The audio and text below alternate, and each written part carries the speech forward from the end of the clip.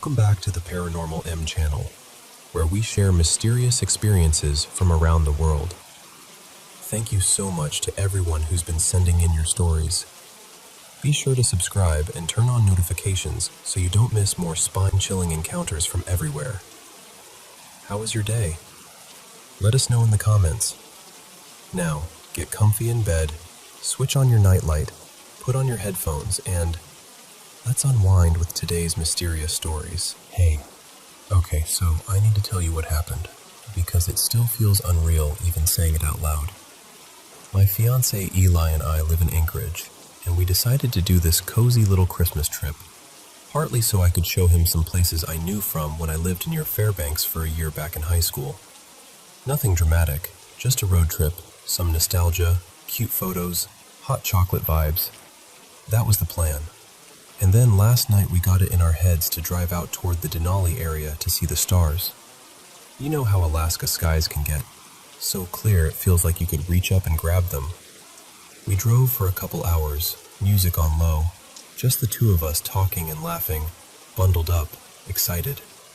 But at some point we ended up way farther out than we meant to, down this long stretch near Healy, off toward the Stampede Trail area. And I swear, it was like the world just thinned out. The pavement didn't even gradually fade. It just stopped. Like someone drew a line and said, "Nope, not past here."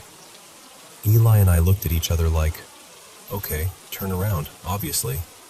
Except turning around was easier said than done because the snow was deep and uneven and the road was narrow. And it was pitch black. No streetlights, no moon, no cell service. No nothing. There had been a couple houses way back, but they were far behind us at that point, and it felt like we were completely alone. And I don't even know how to describe this part without sounding dramatic, but the whole time we were out there, I had this heavy feeling in my chest, like dread. Not fear exactly, more like your body whispering, "You're not supposed to be here." Anyway, we try to turn around. We get stuck. Of course we do. So Eli gets out and starts pushing while I'm in the driver's seat with my foot down, trying to rock the car out without digging us deeper. My hands were shaking on the steering wheel, and I kept looking into the darkness like I expected something to step out of it. After a minute or two, somehow, we get free. We both jump back in and we're like, okay, we're done. We're leaving. We're going back to the Airbnb right now. We're speeding back the way we came, and I'm just trying to breathe again, when Eli suddenly goes, "My phone! I dropped my phone!" And my stomach just dropped with it. At first we're trying to talk through options like rational adults. Like, maybe we stop near where the pavement ends and walk back carefully. But he pulls up the location on that tracking app, and it says his phone is still out there, like a 30-minute walk from the paved part, in below zero weather. In the dark, with no service. Eli decides he's going to drive back in a little, just part way, and then walk the rest. He takes my phone because it has the flashlight and the map, and he tells me to lock the doors the second he steps out. He's walking ahead of the car, sweeping the flashlight over the snow, and I'm watching him through the windshield like it's a horror movie. Just this small circle of light moving in a world that feels way too big and way too quiet. And then, something changes. I see him whip the flashlight around, fast, like he heard something behind him. He starts scanning the ground frantically, like he's panicking, like he needs to find the phone right now. He spots it a second later, snatches it up, and then he just runs. Eli has asthma. I have never seen him run like that, not even close. He bolts back to the car, yanks the door open, gets in, locks it immediately, and we're gone. Tires crunching over snow, engine louder than it should be. Both of us not saying a word for a long stretch. And he just goes, "It was cold." But he wouldn't look at me, and I could tell he was rattled in a way I hadn't seen before. We finally get back to the Airbnb, and it's quiet and warm and normal again, so I'm thinking, okay, we're fine. That was creepy, but it's over. We go to bed. And then I wake up at around 5 in the morning, and Eli is lying there awake with his phone flashlight on, just staring, not even pretending to sleep. I whisper, "What are you doing?" And he says, really quietly, "I'll tell you when it's light out." So now I'm fully awake, heart pounding, because what does that even mean? I keep asking him, gently, "What's going on?" And eventually he tells me he woke up around 3 because something was holding his ankle, like a hand. Not crushing it, just firm, like someone had decided, "I've got you." He said he froze, convinced he was still half dreaming, and then it stopped. He dozed off for a bit, and then he woke up again because he heard tapping. And not just in one spot. It moved, like it traveled around the room, along the walls, one side to another, all the way around. And one of the walls is literally an exterior wall. We're in a secluded area. It's not like there are neighbors inches away. He fell asleep again, and then woke up because something squeezed his forearm hard enough to hurt. He swears it was on top of the blanket, not under it. And when I checked, there were no marks. Nothing. Just his face. He looked like he'd seen something he couldn't explain. And then he finally says the part he hadn't told me yet. He says, "It started when I went out to find my phone." And I'm like, "What started?" And he tells me that right before he found it, right before he freaked out and ran, he heard a man's voice right next to him in the darkness, like someone was standing shoulder to shoulder with him. And the voice said, "Did you find it yet?" I swear to you, the way he said it, he wasn't trying to scare me. He looked embarrassed and shaken and dead serious, like he hated even repeating it. And I need you to understand, neither of us are the type to spin stories. Eli doesn't mess around with paranormal stuff. He's practical, he's cautious, and I'm hard of hearing, and I don't sleep with my hearing aid, so if there really were tapping sounds, I wouldn't have heard them. But I also didn't feel or hear anything myself, which almost makes it worse, because it means whatever happened was focused on him. So now we're sitting here in daylight, acting normal on the outside, but everything feels off. Eli wants to end our trip early. He's genuinely freaked out. And honestly, I don't blame him, because I keep thinking about that empty road, the way the pavement just ended, the way the darkness felt like it had weight, and that voice, so casual, like it had been watching the whole time, like we were never alone out there. And I don't know what I think it was. I just know it didn't feel normal.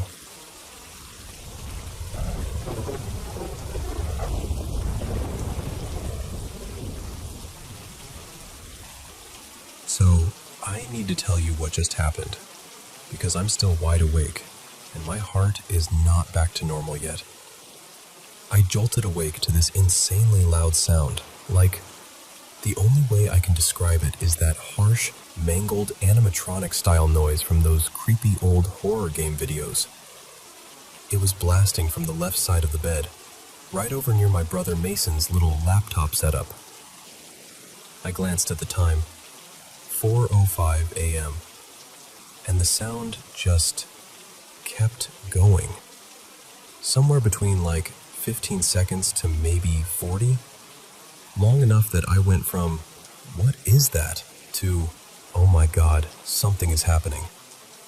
It was loud enough that it didn't feel possible for anyone in the room to sleep through it. But Mason? Out cold, completely peaceful. And my uncle in the room across the hall, who's usually up ridiculously early. Nothing. Not a shuffle, not a cough, not even a, "Hey, what was that?" The creepiest part is, the second I sat up and made it obvious I was awake, like the moment I moved and looked toward the sound, it stopped. Abruptly. Like someone hit a mute button. And I'm not exaggerating when I say this kind of thing has happened before. Not every time, but enough that it's become this pattern I dread. Whenever I sleep in Mason's room, something random happens. Weird sounds, out of nowhere, that feel like they're being played in the room. like a clip or a burst of audio that doesn't belong. It's sporadic, but it's never been a one-time thing. And it isn't even limited to that room either. I'm pretty sure I've been woken up by strange sounds in my own room too, just not as often. And before you ask, no, I don't think I'm hallucinating. I know what I heard. It was real, it was loud, and it came from that corner near the laptop. If I had to guess logically, I'd say it was the laptop itself. Maybe a corrupted notification, a background tab, some weird startup noise, a random audio file, a Bluetooth glitch, something like that. But emotionally, the way it started and stopped felt personal. What makes it weirder is that this used to be my room when I was little, and as a kid, I hated sleeping in there. I could never explain why. Part of it might have been the normal kid thing, being in a room farther from my parents, feeling unsettled, all that. Mason actually has that same issue now, so it runs in the family. But there's also that other thought, the one you feel a little silly saying out loud. Like, what if there's something about that room? You know how people always say kids are more sensitive to paranormal stuff? I'm not saying I'm sure that's real, but sometimes I wonder. Especially because, honestly, if any spirit would mess with us, it would be my grandpa. He passed a few years ago, and he had that kind of mischievous energy. Like he'd absolutely find it funny to spook somebody at 4 a.m. and then disappear the second they notice. And it's not just this either. There are other little things that make me feel like I'm, I don't know, more prone to weird encounters. Like sometimes I fall asleep with earbuds in. I'm messy, so usually they end up somewhere stupid, under my back, on the floor, tangled in the sheets. But on a few random mornings, I'll wake up and they're neatly back in the case, even though I know I didn't do that. It hasn't happened lately, and the only reason that stands out is because I mentioned it to my dad a while back, and it's almost like, once I said it out loud, it stopped and nobody is coming into my room at night. Nobody. I'm alone from the time I fall asleep to the time I wake up. My dad has his own history with stuff like this too, which is part of why I can't fully brush it off. He told me about this guy he knew growing up. Let's call him Eli, who claimed he could see and talk to spirits. My dad had a childhood friend who died young. My dad called him Ricky when he talked about him, and Eli would randomly bring up things Ricky supposedly said. But here's the part that always gives me chills. Eli would mention details that only Ricky and my dad would have known, like tiny specific memories, inside jokes, weird little stories from days when it was just the two of them biking around, stuff that would be impossible to guess unless you'd actually been there. And years later, this is the part that messed with my dad the most. Eli talked to him again, not long after my grandpa died, and started mentioning my grandpa. Same thing. Specific moments, private memories, even things that happened when my dad and grandpa were traveling abroad. Stuff that wasn't public, wasn't family gossip, wasn't something you could just pick up and repeat. My dad is a spiritual person, but he's not a liar. He'll prank me sometimes in normal, goofy ways, but he wouldn't invent something like that. Not with that many details. Not with that kind of sincerity. So I guess that's where my head goes when something like tonight happens. And now I'm back to the original question, the one I keep circling like I'm hoping it'll suddenly sound less insane. What on earth was that noise? A glitch? A random audio clip? Some weird laptop thing? A notification from some buried app? A speaker bug? A Bluetooth connection waking up? Or was it something else? Because it's Christmas morning, it's still dark outside, and I'm sitting here in the same room that's been creeping me out since I was little. And I'm telling you, that sound didn't feel accidental. It felt like it wanted me awake. And I would really, genuinely love an explanation.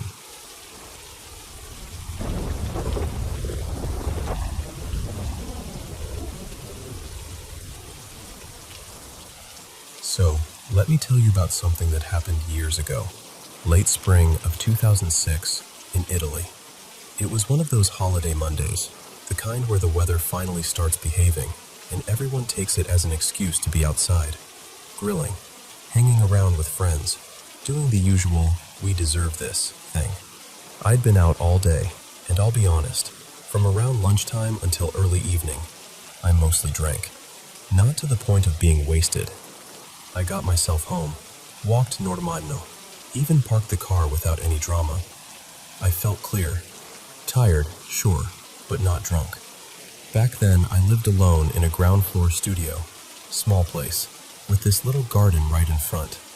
At night, the garden lights made the whole area kind of bright, but in a way that created a lot of shadows. The kind of lighting that makes corners feel deeper than they are. It never bothered me though. I was used to it. When I got home, I tried to balance things out. Ate something light, drank a ton of water, and just zoned out for a while. Video games, a bit of internet, nothing unusual. Around 2 in the morning, I finally went to bed. I had a cat then. Her name was Mina. She was about 2 years old, and she had this habit of choosing her own sleeping spots like she paid rent. I left the windows cracked open because the air felt nice. Anyway, at some point in the night, I felt something climb onto the bed, right around my knees.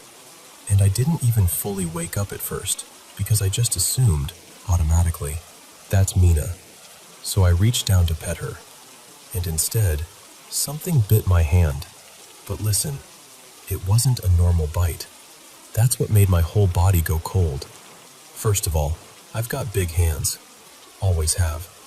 My palm is wide enough that it's kind of noticeable, and I dealt in the past with a hormonal condition that made my hands larger than average.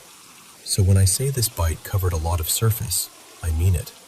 The bite stretched across my palm, starting near the pinky side and ending closer to the base of my thumb. A wide, full mouth pressure, like something trying to warn me. But here's the thing, there were no teeth. It didn't hurt. It wasn't wet. It didn't feel like skin puncturing skin. It was more like a firm clamp, a mouth, but not like any mouth I can easily describe.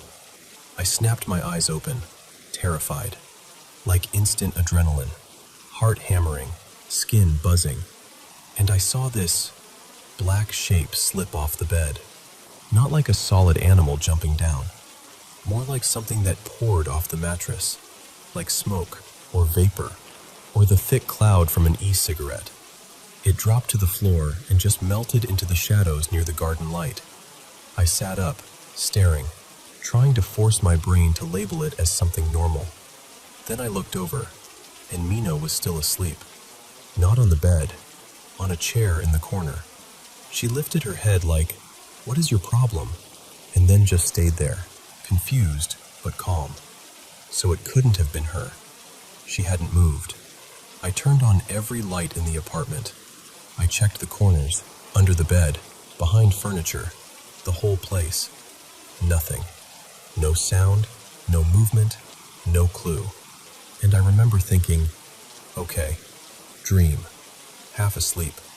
One of those weird sleep moments. So I tried to shake it off. I got back into bed, put the TV on with a sleep timer, because I didn't want to be alone with the silence. And eventually, I drifted off again. And then, it happened a second time. Sometime later, no idea how long, I woke up feeling like I couldn't breathe, like something was sitting on my chest, pressing down, heavy enough to pin the air inside me. But I want to be clear, I wasn't frozen. This wasn't that classic, can't move thing people describe. I could move. The second I realized what was happening, I screamed. I moved. I reacted instantly. After that, nothing. It never happened again. Not once. I lived there for a few more years and then moved, maybe 2 or 3 years later, to a new place. And I remember at some point, much later, finding out that the year before all this, someone older, around their 50s, who lived above me, had died in bed.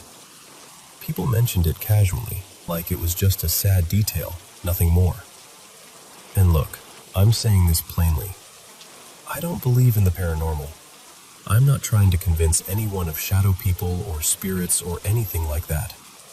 I didn't even know the term shadow people until much later, when I stumbled across it online and felt this unpleasant little click of recognition. To me, whatever happened that night was an animal, something physical, something that behaved like a creature, cautious, warning, defensive, maybe trapped, maybe confused. But what kind of animal bites without teeth? What moves like smoke? How does something feel heavy on your chest and then disappear like vapor? That's the part I can't neatly explain. All I know is, it felt real. It felt present. And for 2 moments in one night, in that little bright and shadowed ground floor apartment, something unfamiliar was there with me, close enough to bite my hand and press the air out of my lungs. And then it was gone, like it was never there at all.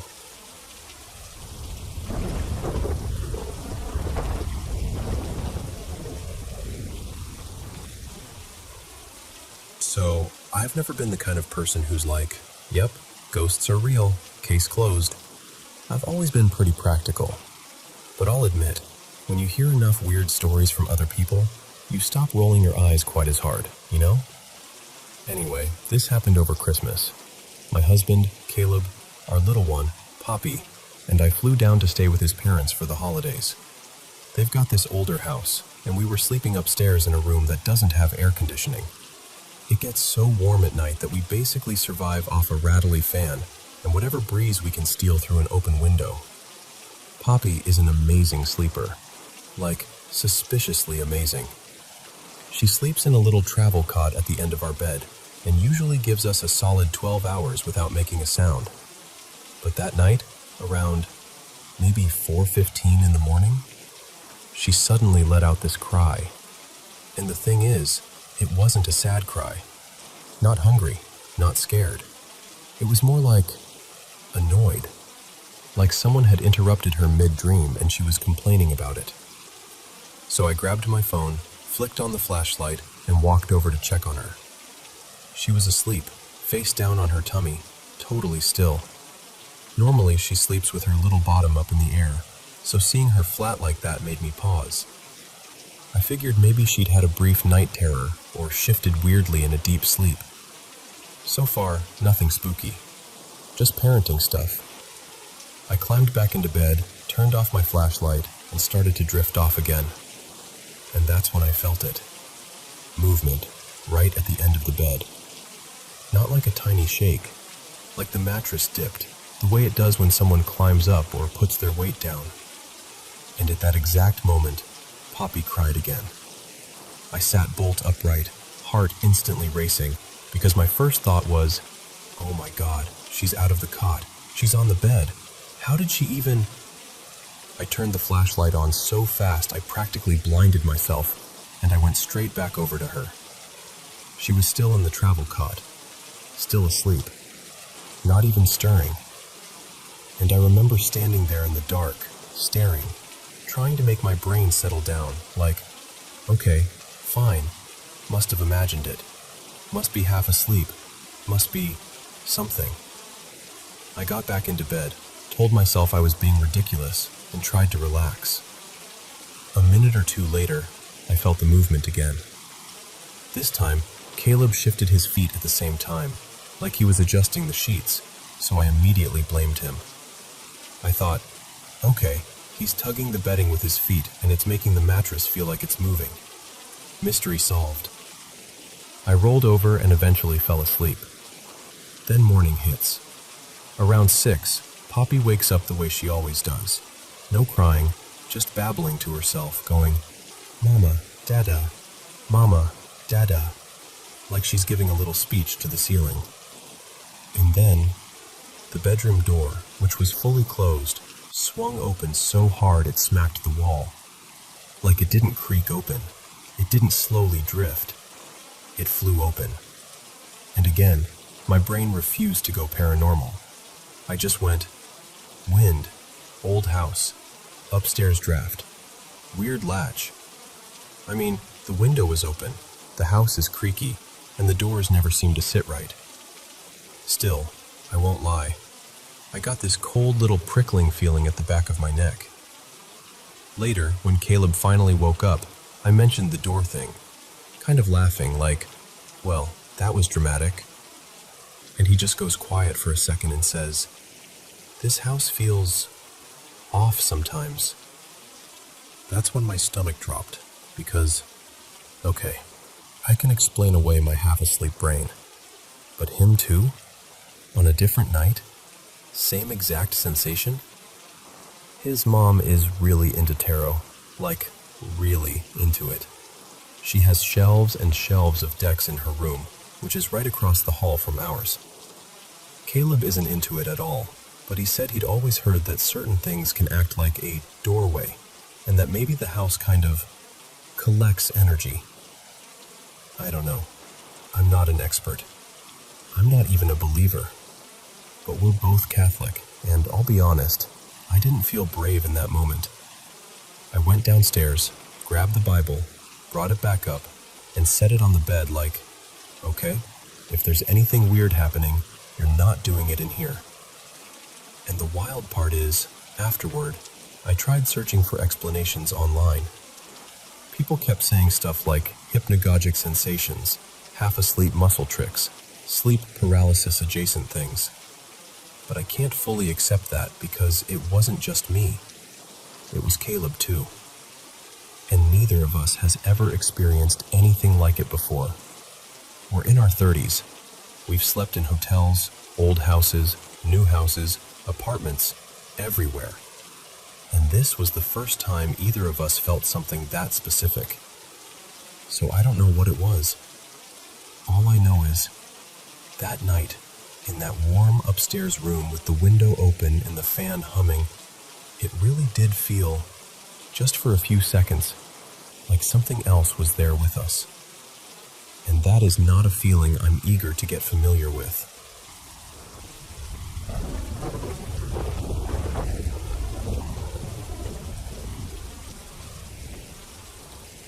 So, my partner Casey and I moved into this apartment in early April, and I swear, within the first week, we were already exchanging those little looks like, okay, are we going to talk about what just happened? It's this small 4-unit building that used to be offices. At least, that's what the neighbors told us. And judging by the fixtures and that very specific beige-on-beige vibe, it's probably from the late 1940s or early 1950s. We're upstairs, one of the 2 units on the second floor, and at first it was, honestly, kind of mild. Annoying, but easy to shrug off. Like, I'd catch movement out of the corner of my eye, just a flicker, a shape, and when I'd turn, nothing. Or I'd find a closet door cracked open that I know I closed. You know that feeling where you're standing there, staring at it, trying to remember if you're losing your mind or if the door is? We did the responsible thing first, checked for anything dangerous. No gas issues, no carbon monoxide leak, nothing like that. So after a while, we just accepted it as, our place is a little weird. But then, around late May, 2 buildings right next to ours got demolished. Old ones, like early last century old. And I'm not saying there's a connection, but I am saying that after that, the whole atmosphere shifted. Like something got stirred up. That's when the waking up started. We'll be dead asleep and then, bam, wide awake, heart racing. That weird cold panic where your body is acting like something's wrong before your brain can even catch up. And it's always around the same times. 3:07 a.m. or 5:02 a.m. Like, weirdly specific, right? Not always those exact minutes, but close enough that we noticed. One night, I woke up so hard I practically sat straight up, and I thought I saw someone in our bedroom doorway. Not like a vague shadow. A person. An older woman's shape. Kind of still, just watching. I remember the impression more than the details, like my brain didn't want to fill in the face. And the second I fully snapped awake, she was gone. No sound, No footsteps, nothing. Just empty doorway and the hallway beyond it looking totally normal. Except it didn't feel normal. And we started seeing these shadow movements during the day too. Like I'll be in the living room and I'll see someone pass into the bathroom and I'll automatically call, "Hey, can you grab?" And then I'll stop because Casey is literally on the couch the whole time, not moving, looking at me like, "What?" Or they'll think I walked into the bedroom and come looking for me, and I'm at the kitchen sink. It happens often enough that we don't even laugh every time anymore. It's just this constant little glitch. And then, this is the part that really got to me. Things started moving. Not subtle stuff like, "Oh, maybe it slid." I mean, objects that should not be moving, falling in ways that make no sense. I was crouched in the kitchen one day, reaching down for something on the bottom shelf, and a travel mug, one of those chunky metal ones, just launched out of the cabinet and clipped the top of my shoulder. It wasn't perched on the edge. It wasn't wobbling. It was back inside the cabinet like it belonged there. Another time, Casey was making food and a knife slipped out of the cutlery organizer like someone nudged it. It dropped tip first and hit the counter, and if it had landed just a few inches differently, it would have hit our cat, Miso, who was, of course, right there like cats always are, supervising the kitchen. After that, we both kind of stood there in silence, and I remember Casey just quietly going, "Okay, I didn't imagine that." The night I thought I saw the woman, I turned my head, and one of the cats, Juniper, was sitting up in bed, frozen, staring straight at the doorway, and her head was moving just slightly, like she was watching something shift position in the hallway. Not looking at the door like it's a noise, looking like there was something there. And then there's this other detail. Maybe it's unrelated, but it feels hard to ignore. At the end of our block, there's an empty lot, just weeds and fencing. About 20-something years ago, 2 apartment buildings there caught fire. A bunch of people died, 8 or 9, depending on which article you believe. There's a plaque on a stone marker, really plain, like the neighborhood tried to fold the tragedy into the background and move on. And we're basically the closest building that's actually lived in.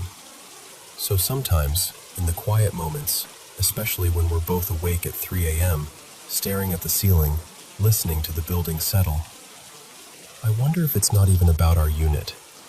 Like maybe it's not our apartment that has the history. Maybe it's just the area. Like the ground remembers. And the landlord? He's genuinely a nice guy. Normal. Friendly. Fixes stuff fast. The kind of person you don't want to corner with. "So, hey, has anyone ever seen a ghost here?" Because suddenly you're that tenant. And I don't want to be a weirdo. But also, I don't really know what to do with the fact that our home sometimes feels like it's watching us back. So we keep the lights on a little longer than we used to. We tell ourselves it's stress, or old wiring, or the building shifting. And then we wake up again at 3 a.m., and the hallway feels occupied.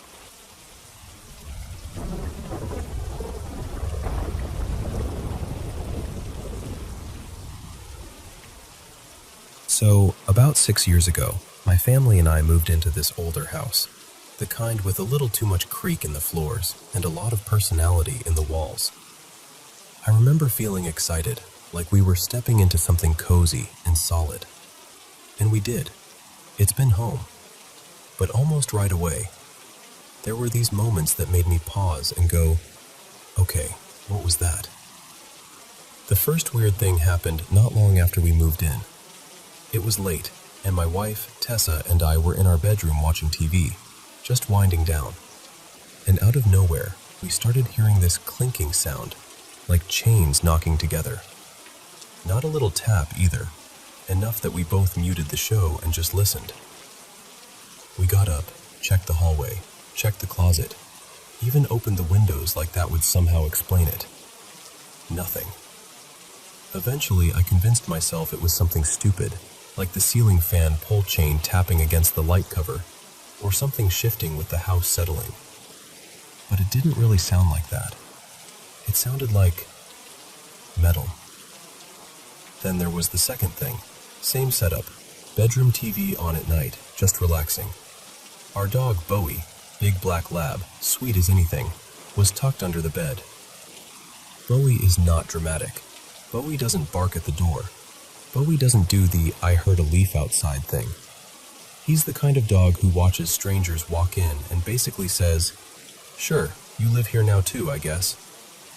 But that night, he suddenly started growling. A low, serious growl. Not playful, not uncertain, like he had decided something was wrong. He was staring straight at the hallway, just locked in. I called his name, tried to coax him out, and he wouldn't budge. He didn't charge, he didn't whine. He just stayed there, staring like he was tracking someone standing just out of sight. And the thing is, Bowie only ever gets that way when there's someone in the house he doesn't recognize right away. So that one stuck with me, because I couldn't explain it away as easily. The third experience was around Thanksgiving last year. My mom, Mary Ann, was over, and we were doing the whole holiday scramble, talking over each other, checking timers, trying to remember if we already added salt. I turned to ask her something, and as I looked toward the kitchen, I saw this woman, tall, blonde, wearing a bright teal top, walk like she belonged there, straight toward the pantry. It wasn't a flicker. It wasn't a shadow. It was the shape of a person moving with purpose, like she was just going to grab something off a shelf. And as soon as I started to say, "Mom, I just saw," my mom cut in and calmly finished my sentence. She described the same woman, same height, same hair, same teal shirt. And then she told me something that made my stomach drop a little. She'd seen her the day before, near the stove, just standing there for a second like she was watching. I remember staring at my mom like, "Please tell me you're messing with me." But she wasn't laughing. She wasn't trying to scare me. If anything, she looked annoyed, like, of course this house would do that while I'm trying to cook. And then the most recent thing. Honestly, that's the one that shook me the most. It happened last night. I was asleep, and Tessa was still awake in bed playing video games with friends, headset on, laughing, totally in her own world. She nudged me awake and whispered my name in this tense, careful voice. She said, "I heard the door handle." And I'm half asleep, like, what do you mean you heard it? But then she tells me she watched it. Watched the handle move, like someone was jiggling it. Then the door opened. Our dog was in the room with us. Everyone else in the house was asleep. And Tessa is the least ghost story person I know. She's the type who rolls her eyes at supernatural stuff. If anything, she loves being the voice of reason. So when she said, "I don't have an explanation for that," I knew she meant it. After that, I just lay there, staring at the ceiling, trying to replay it in my mind like maybe there was a normal answer I could grab onto. Maybe pressure changes. Maybe the latch didn't catch. Maybe the house shifted. But the way she described it, so specific, made it harder to shrug off. And it's not just us either. We've had friends stay the night who casually mention, the next morning, that they saw someone move through a doorway, or heard footsteps when no one was awake. Nothing dramatic, just those little comments people make when they're not trying to be scary, which almost makes it worse, you know? Anytime I've seen something, I've always tried to tell myself it's my eyes playing tricks on me. I'm not out here wanting a haunting. We've got multiple carbon monoxide alarms, working and tested. We test our well water every year. I try to be responsible about it because I know how easy it is for fear to fill in gaps. The land we're on is native tribal land, and it's pretty clear it was used by the local tribes long ago. I find arrowheads sometimes, just out on the property like little quiet reminders that people were here long before us. Last night it was stormy. All the windows were shut, and we hadn't been running the heater or AC because we've been using the fireplace instead. No drafts, no weird airflow, nothing obvious. And then, this is the part I almost hesitate to say out loud. Years ago, some random person who claimed they were psychic told me there was something in the house that likes to linger in the hallway and stare into the bedrooms. I didn't believe them. I still don't want to. But once someone puts an image like that in your head, it's hard not to think of it when you're walking past a dark hallway at night.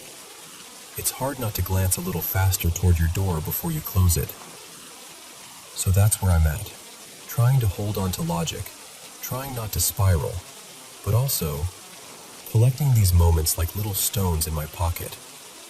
One or two you can ignore, but when they keep piling up, you start to wonder what, exactly, you moved in with.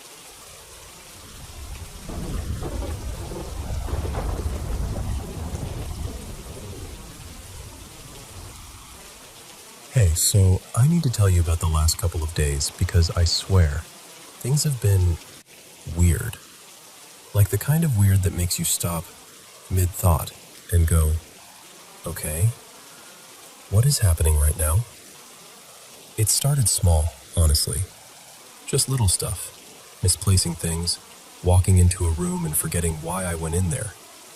Normal, right? I kept telling myself I was just tired or distracted. But then it started stacking up, one thing after another, and it stopped feeling normal. One night I had this dream, except it didn't feel like a regular dream. It felt like I'd already lived it. Not in a, oh, déjà vu kind of way, but in this heavier way. Like my whole body was warning me that something was about to happen. I could see the moment, feel it, like it was happening in real time. And I just knew something was coming. And then, nothing happened. The moment passed. Life kept moving. But the feeling didn't fully leave me, you know? It's like my brain kept hovering over it, trying to make sense of it. More stuff happened after that. Random, unexplained things. Enough that I started questioning myself. Like, am I just spiraling? Am I noticing things too much? Because I know how it sounds when you say it out loud. But here's the thing. I've always been open-minded. I believe in God, yeah. But I also believe there's more out there than what we can explain. And I've had those little premonition moments before. Years ago, I used to get these flashes, and I'd be right about things too often. My family used to joke I was a jinx. They'd get nervous when I said, I have a bad feeling, because it felt like I was always accidentally predicting something. That stopped for a long time though, like years. I'd still get tiny snippets every now and then, but nothing intense. So when all this started again, back to back, it hit different. It wasn't just a thought. It was this full body feeling. Intense. Like my chest was tight and my skin was buzzing. Like my body was reacting before my mind could catch up. By the time the 5th incident happened, maybe the 6th, I don't even know. I stopped counting because I kept trying to rationalize it. Like I'd go, okay, there's got to be a logical explanation. I wanted there to be one. And then, something personal came up in my head. My mom passed recently, and I didn't have a good relationship with her. It was complicated. Old pain, trauma, stuff that shaped me and my siblings in ways I'm still unpacking. We weren't close. Not in the way people imagine when they say mother and daughter. But I had forgiven her in my own way. I genuinely had. I'd reached this place where I could say, I hope she's at peace. I hope she's okay wherever she is. I'm telling you that because part of me started wondering if she was trying to reach me. There were 2 moments in one day that felt like a straight-up glitch. Like, I'm standing there and I feel this tap on my back, clear as day. I turn around expecting it to be my kid, because who else would it be?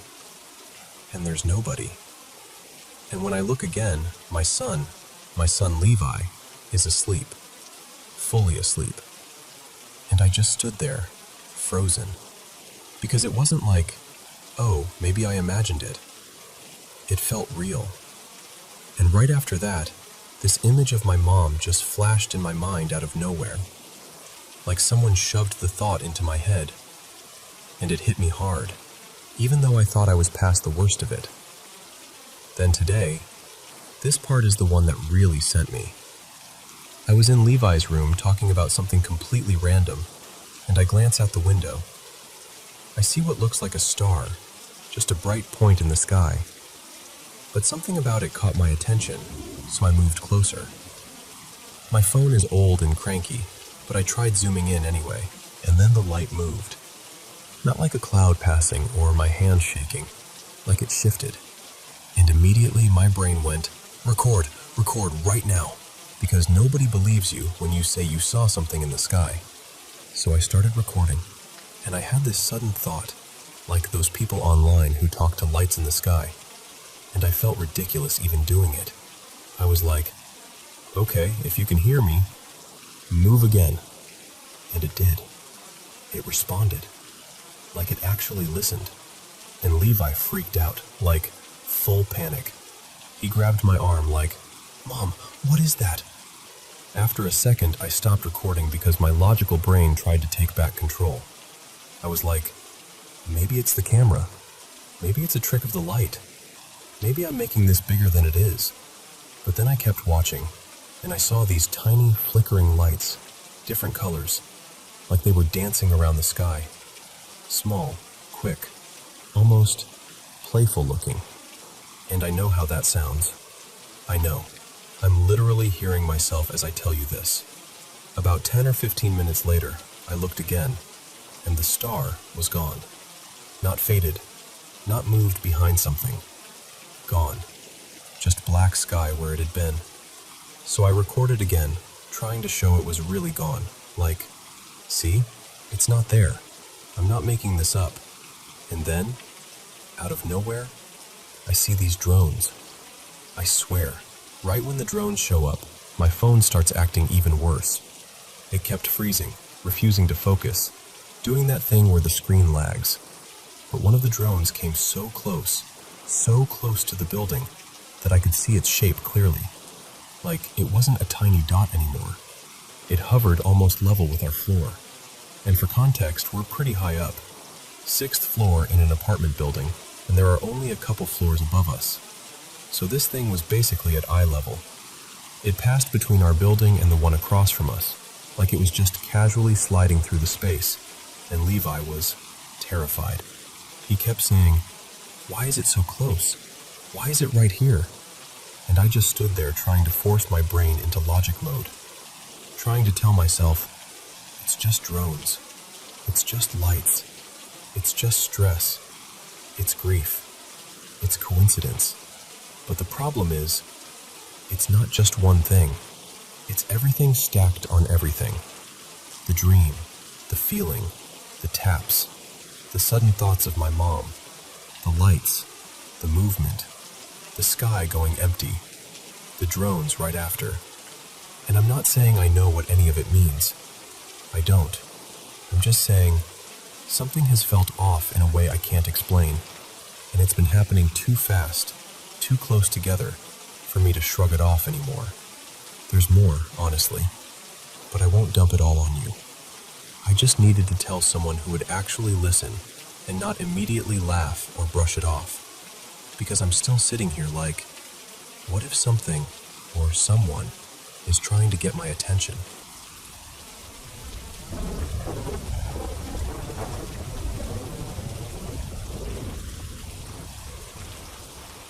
So, I need to tell you about something that's been sitting heavy in my chest, because the more I try to explain it to myself, the less normal it feels. My grandma, her name's Marianne, has always had this soft, glowing thing for France. Not in a casual way either, like the real deal. She spent a summer there when she was young, and every once in a while she'll get this faraway look and start talking about cobblestone streets, tiny cafes, and this man she met who she swears was the love of her life. She'll never say his name, but she'll smile like she's seeing him again.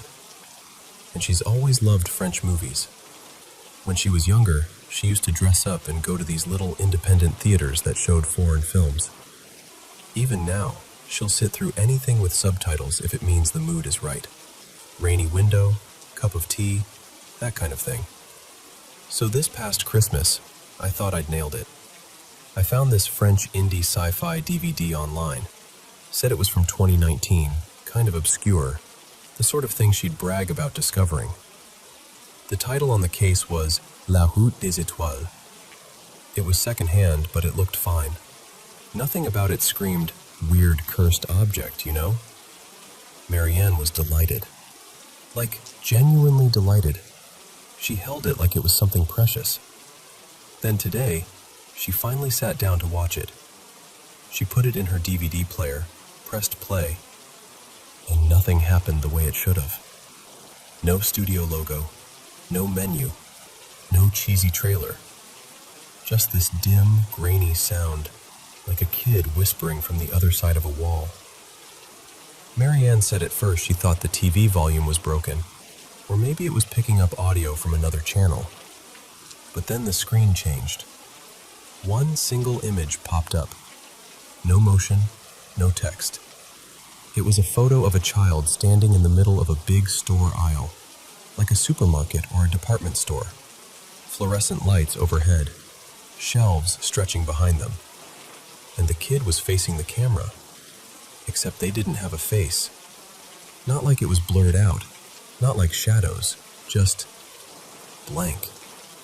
And in place of eyes and a mouth, there was this messy little smiley face drawn on, like someone scribbled it with a marker right onto the photo. The kind of thing that tries to look playful and somehow ends up looking worse because of it. Marianne didn't even yell. She just got very still, then called my name in this quiet voice that told me she was already scared. I went over, trying to be the rational one. Maybe it's a weird bonus feature, I said. Maybe it's corrupted. I actually laughed a little, like if I treated it lightly, it would turn normal again. But when I took the DVD home and put it into my laptop, that's when my stomach really dropped. There wasn't a normal video file on the disc. No .vob files, nothing you'd expect. Instead, there was basically almost nothing. Just a plain text file with a link inside. One link, sitting there like it was waiting to be clicked. And I know how this sounds. I know. But curiosity got me. The link opened to a set of videos that didn't look like the film at all. More like fragments. Short clips. Strange angles. Flickers of hallways, shelves, empty rooms. And underneath it all, that same thin, childlike voice. Not screaming, not laughing. Just talking softly, like it's telling you a secret you didn't ask to hear. The more I watched, the more I had this uncomfortable feeling that I wasn't supposed to be watching them. Like I'd opened the wrong door in a familiar house. It felt connected to the movie somehow, like an extra layer stitched underneath it. Like the real film was never the point. Like the DVD was just a wrapper. Since that night, Marianne has been different. Not dramatically. She's not running around yelling about ghosts or anything. It's subtler than that, which almost makes it worse. She's quieter, more distracted. She'll pause in the middle of a sentence like she forgot where she is. She told me she keeps thinking about that voice, and that it sounded like it was trying to tell her something important, something urgent, but she can't remember the words clearly, just the feeling. And she keeps saying, this isn't just a prank. I keep trying to talk myself down. Maybe it's some odd art project. Maybe someone used old discs to hide links. Maybe it's a bootleg. Maybe the seller swapped something by accident. There are 100 explanations that should make me feel better. But when I picture that photo again, the child standing alone under those harsh lights with that crude smiley face where their features should be, I get that same chill all over. So now I'm sitting here wondering what I'm supposed to do next. Because part of me wants to smash the disc and forget it ever existed. And the other part of me, the part I don't love admitting is there, keeps thinking that whatever this is, it chose my grandma on purpose.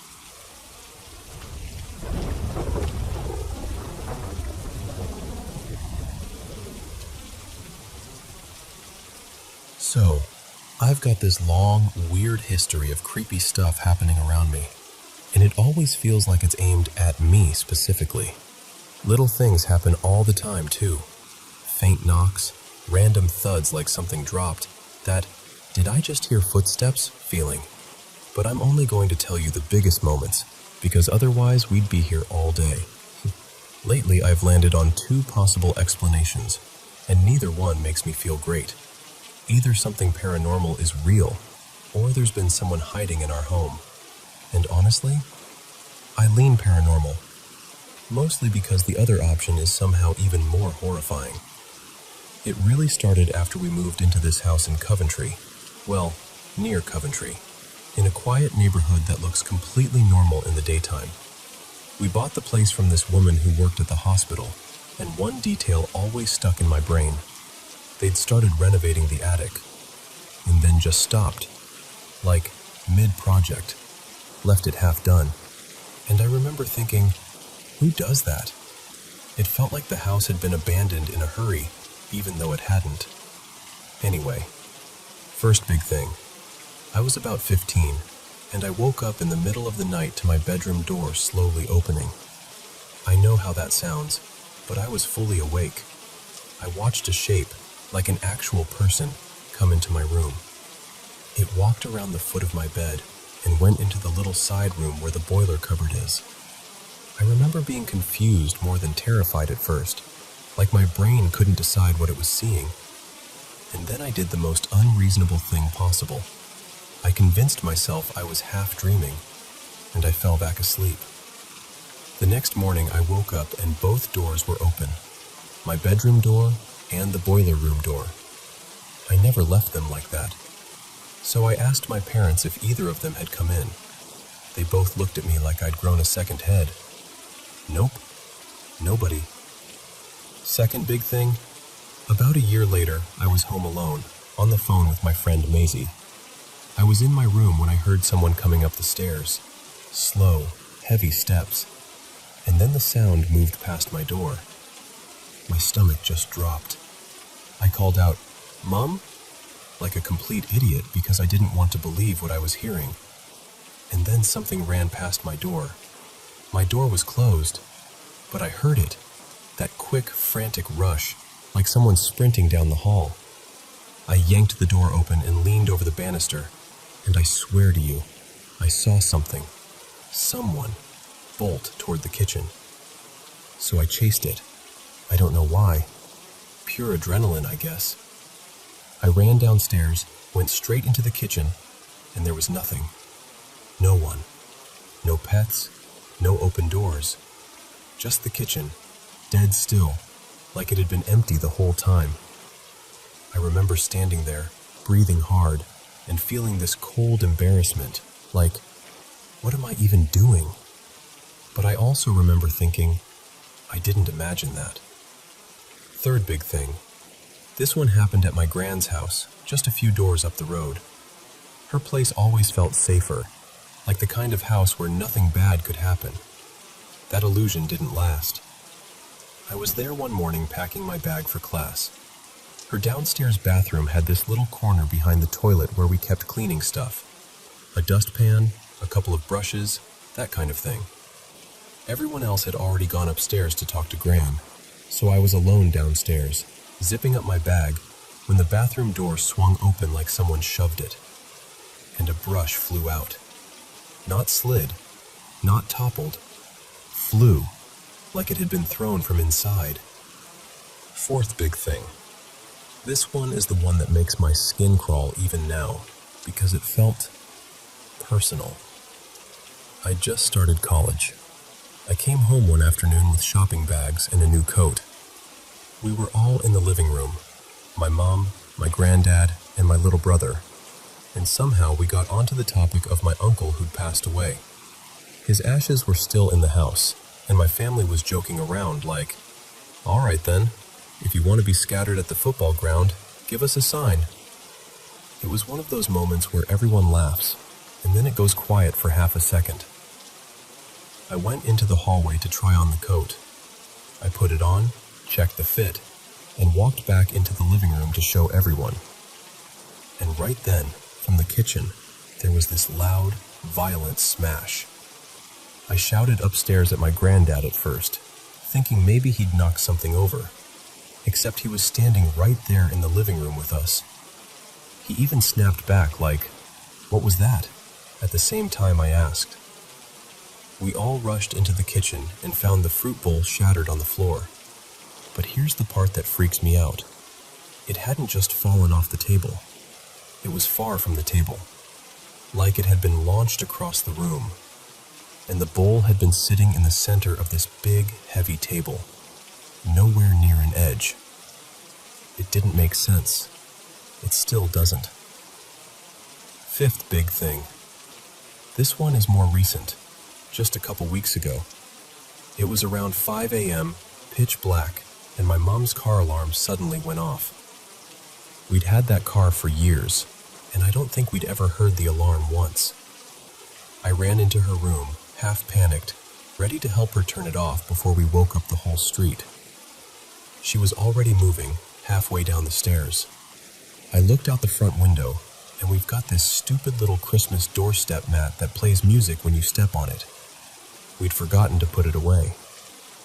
Mom goes, "The doorstep's going off." And as she said it, the car alarm blared again. There was only a short pause between the alarms, like 10 seconds. Then it screamed again. I couldn't see anyone outside. No shadow, no movement, nothing.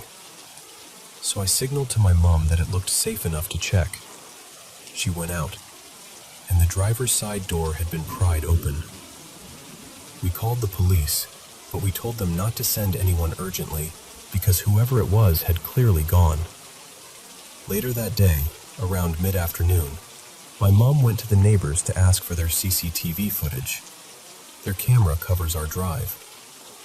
And the footage showed basically nothing.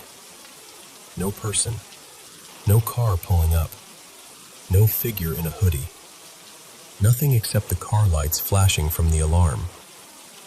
That's the one that still messes with me, because I don't know what to believe. Break-in? Glitch? Something else? I can't pin it down, and that makes it worse. And on top of all that, there's the ongoing stuff. I catch these weird little orbs in videos sometimes, like bright floating dots that aren't there in real life. I get random handprints on my bedroom wall. It's painted a dark navy blue, so it shows marks really easily. But some prints are higher than I can reach, and some are bigger than my hands. And I'll see faces in steamed up glass, like in mirrors or windows, like something's trying to form a shape for just a second before it fades. I try to ignore it. I really do.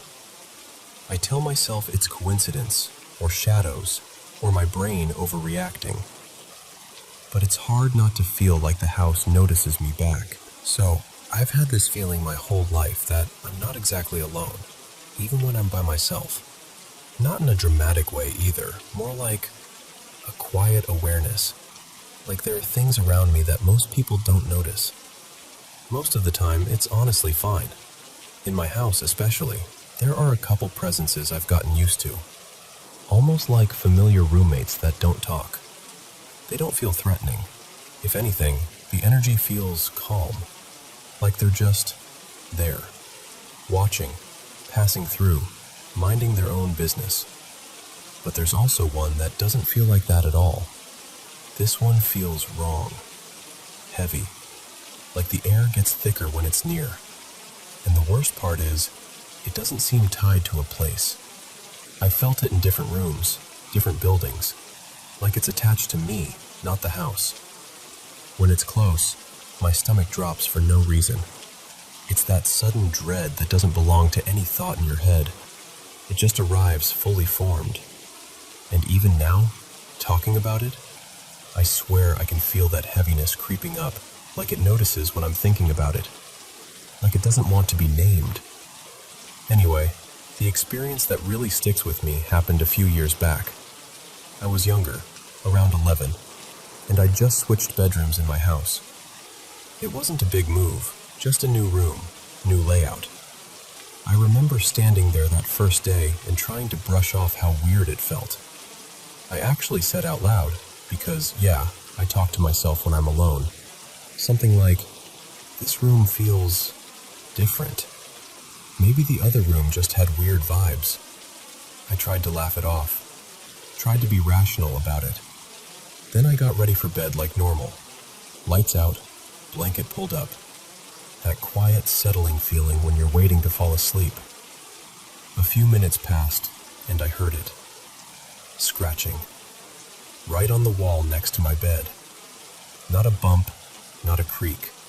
Scratching, like fingernails dragging lightly over paint. My whole body went tense, but I forced myself to play it down. I told myself it was the house. Pipes. My imagination. Anything. Eventually, I fell asleep. But here's the thing. This is the part that's hard to explain without sounding unreal. I've had these sleep experiences for as long as I can remember, where it feels like I'm awake in my room, but I'm not. It looks like my room. My bed is right where it should be. The darkness is the same. But there's always someone else there, some presence or figure, and I can't really move. I can talk, I can think, I can feel, but my body stays pinned in place.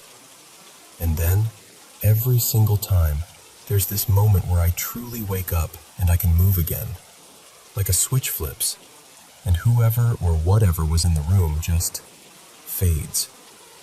Like the connection snaps and they can't stay anymore. So that night, I slipped into one of those. I didn't realize at first. I just woke up and I was in my room, staring at the dark ceiling, feeling that familiar stuck-in-place heaviness. It was quiet for a second. Too quiet. And then, something moved under my bed. An arm, an actual arm, slowly reached out from the darkness underneath, like it had been waiting there the whole time. It wasn't a shadow. It wasn't fog. It had shape. It had weight. And it grabbed my wrist. I couldn't pull away. I couldn't sit up. I couldn't even scream. I just felt that cold grip clamp down like it owned me for that moment. And then I heard the voice, clear as if someone had leaned down next to my ear and whispered it. "Don't worry," it said. "I'm still here." And then, snap, I jolted awake for real. But I could still feel the hand on me. That's the part that makes my skin crawl even now. I was fully awake, fully able to move, but my body remembered that grip like it hadn't let go yet. I threw myself out of bed so fast I almost tripped. I backed away from the edge of the mattress and just stood there shaking, staring at the space under my bed like it might reach out again any second. I didn't sleep the rest of the night, not even close. I sat with my knees pulled up, trying not to cry too loudly, because I didn't want anyone to come in and tell me it was a nightmare. I didn't want someone to explain it away when I still felt the terror sitting on my chest like a weight. And I know people could call it a dream or sleep paralysis or whatever, but I've had normal nightmares. I've had bad dreams. I've had panic. This was different. This was the most fear I've ever felt in my life. Like something dark had wrapped itself around me and let me know it could touch me whenever it wanted. And honestly, I'm still scared it'll happen again, because I don't know how to stop it from using those moments, those half-awake, half-asleep cracks in reality, to get close. I just want it to leave me alone.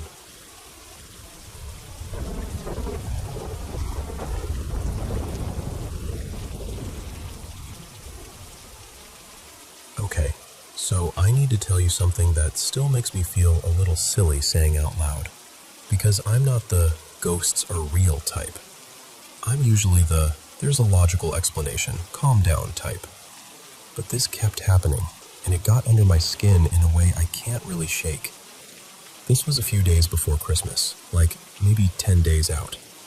I just finally crawled out of a nasty flu, and I was still in that weak, foggy stage where your body feels fine enough, but your brain is lagging behind. You know that kind of tired where you're awake, technically, but everything feels softened around the edges. So my bedroom setup matters here. My bed sits along the right wall, and if I'm lying down, I can see my door off to the left. Like, not straight ahead, but absolutely in my line of sight. On the back of the door, I've got this hook rack where I hang my everyday stuff. Totes, jackets, scarves, that kind of thing. And a couple days before all this started, my friend Layla gave me this oversized coat to list online. It was one of those heavy, structured ones. Nice fabric, kind of dramatic. I hung it on the rack without thinking about it. First night. I go to bed early because I'm still recovering. I'm drifting off, like that exact moment where you're about to disappear into sleep and you can't really track your thoughts anymore. And then, thunk. Something hits the floor. It jars me awake in that half-awake way, where you're not fully alert, but your body moves anyway. I sit up, squint through the dim light from the street lamp outside, and I see the coat on the ground near the door. Just there, like it slipped off. So I shuffle over, hang it back up, and climb into bed. No fear, no drama. I'm too sleepy to even question it. Second night, I stay up later. Around midnight, maybe a little after. I'm not as exhausted, but I'm still running on that recovery energy where sleep feels like it could swallow you whole. I'm falling asleep again. Same exact moment. Thunk. I swear to you, it was like a replay. Same sound, same timing, same weird jolt through my chest. I just lay there blinking for a second like, did that just happen again? But then the tiredness wins. I get up, put the coat back, and tell myself it's nothing. Third night is when it changed. Because third night, I wasn't sick tired. I wasn't delirious. I was just normal tired. Regular end-of-day, brain winding down tired. And once again, I'm slipping under that warm, floaty edge of sleep. Funk. And this time, it hit me like cold water. Not the sound itself, the pattern. I sat up and felt this weird sensation, like my body recognized the scene before my brain did. Like, oh, we're doing this again. And I know how ridiculous that sounds, but it honestly felt like time was stuttering, like the night was stuck on a tiny loop. The next morning, I checked everything like a person trying desperately to prove they're not losing it. I tugged on the coat. I shook the hooks a little. I pushed on the rack. I even switched which hook it was on. The rack didn't wiggle. The coat didn't slide. It felt secure, normal. So that evening, before bed, I stood there and tested it again. Pulled it gently, repositioned it, made sure the sleeves weren't dragging on something weird, made sure nothing else was half-hanging. It looked perfect. And I remember thinking, half joking, all right, if it happens again, then I'm officially going to start getting freaked out. I'm sure you can guess what happened. That same night, right as I was about to fall asleep, thunk. The coat on the floor. Not once in a while. Not, oh, that happened again a few nights later. No, every night, for almost a week. Always at the same point in the night, right when I was fading out. Always the same sound. And this is the part that really messes with me. Every single time I reacted the same way. I'd wake up. I'd sit there in a fog. I'd get up like a sleepwalker. I'd hang it back up. I'd go back to bed. Even on nights when I told myself, if it falls, leave it. Just leave it on the floor. Prove you're in control. I still got up, like my body had memorized the script. And in my memory, it's all the same scene copied and pasted. The dim light, my blurred vision, the heavy shape on the floor by the door, my hand reaching for it, the little metal click of the hook. It's eerie, Not because it's violent or threatening, but because it's so repetitive it starts to feel unreal. Then I went to my grandparents' place for Christmas, and of course, nothing happened there. Different room, different bed, no coat on a door rack. Totally normal nights. But now I haven't gone back yet, and I'm honestly dreading it. Not because I truly think something evil is waiting for me. Please, I'm not trying to summon that energy. But because I don't like the idea of lying down in that room and waiting for the same moment to happen again. And the worst part is how it made me question myself. Like, did I hallucinate? Am I exaggerating? Was I just in some weird half-sleep state that made it feel identical every time? I don't know. I just know I started feeling nervous about falling asleep, which is such a horrible feeling because sleep is supposed to be the safe part of your day. So, that's it. That's the story. If you have a theory that isn't a demon is trying to murder you, I am genuinely begging you to share it. Because I want a normal explanation so badly. I want to go back to my apartment and sleep like a regular person again.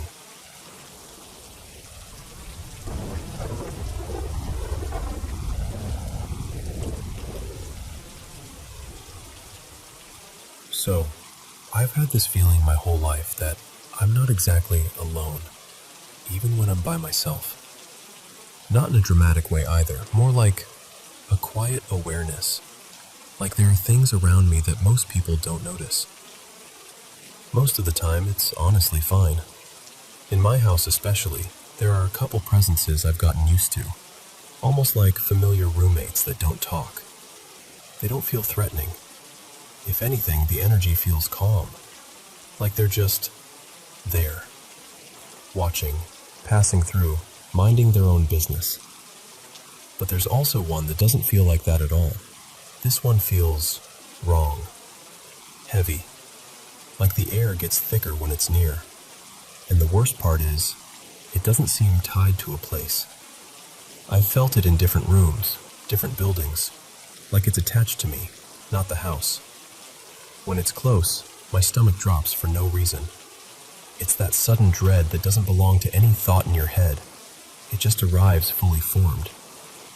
And even now, talking about it, I swear I can feel that heaviness creeping up like it notices when I'm thinking about it.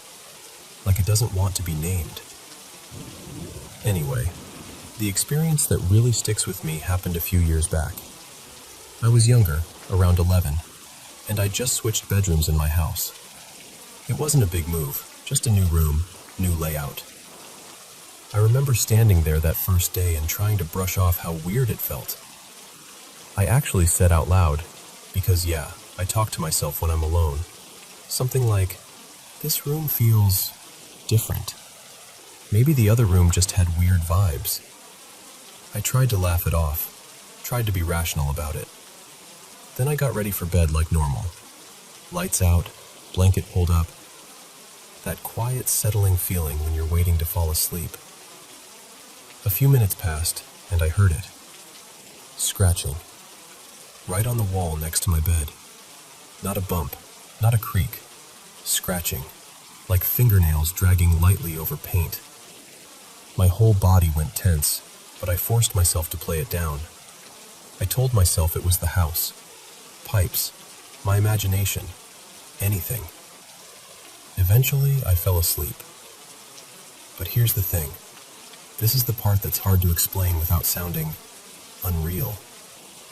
I've had these sleep experiences for as long as I can remember, where it feels like I'm awake in my room, but I'm not. It looks like my room. My bed is right where it should be. The darkness is the same. But there's always someone else there. Some presence or figure, and I can't really move. I can talk, I can think, I can feel, but my body stays pinned in place. And then, every single time, there's this moment where I truly wake up and I can move again. Like a switch flips, and whoever or whatever was in the room just fades. Like the connection snaps and they can't stay anymore. So that night, I slipped into one of those. I didn't realize it first. I just woke up and I was in my room, staring at the dark ceiling, feeling that familiar, stuck-in-place heaviness. It was quiet for a second. Too quiet. And then, something moved under my bed. An arm, an actual arm, slowly reached out from the darkness underneath, like it had been waiting there the whole time. It wasn't a shadow. It wasn't fog. It had shape. It had weight. And it grabbed my wrist. I couldn't pull away. I couldn't sit up. I couldn't even scream. I just felt that cold grip clamp down like it owned me for that moment. And then I heard the voice, clear as if someone had leaned down next to my ear and whispered it. "Don't worry," it said. "I'm still here." And then, snap. I jolted awake for real, but I could still feel the hand on me. That's the part that makes my skin crawl even now. I was fully awake, fully able to move, but my body remembered that grip like it hadn't let go yet. I threw myself out of bed so fast I almost tripped. I backed away from the edge of the mattress and just stood there, shaking, staring at the space under my bed like it might reach out again any second. I didn't sleep the rest of the night, not even close. I sat with my knees pulled up, trying not to cry too loudly, because I didn't want anyone to come in and tell me it was a nightmare. I didn't want someone to explain it away when I still felt the terror sitting on my chest like a weight. And I know people could call it a dream or sleep paralysis or whatever, but I've had normal nightmares. I've had bad dreams. I've had panic. This was different. This was the most fear I've ever felt in my life, like something dark had wrapped itself around me and let me know it could touch me whenever it wanted. And honestly, I'm still scared it'll happen again, because I don't know how to stop it from using those moments, those half-awake, half-asleep cracks in reality to get close. I just want it to leave me alone.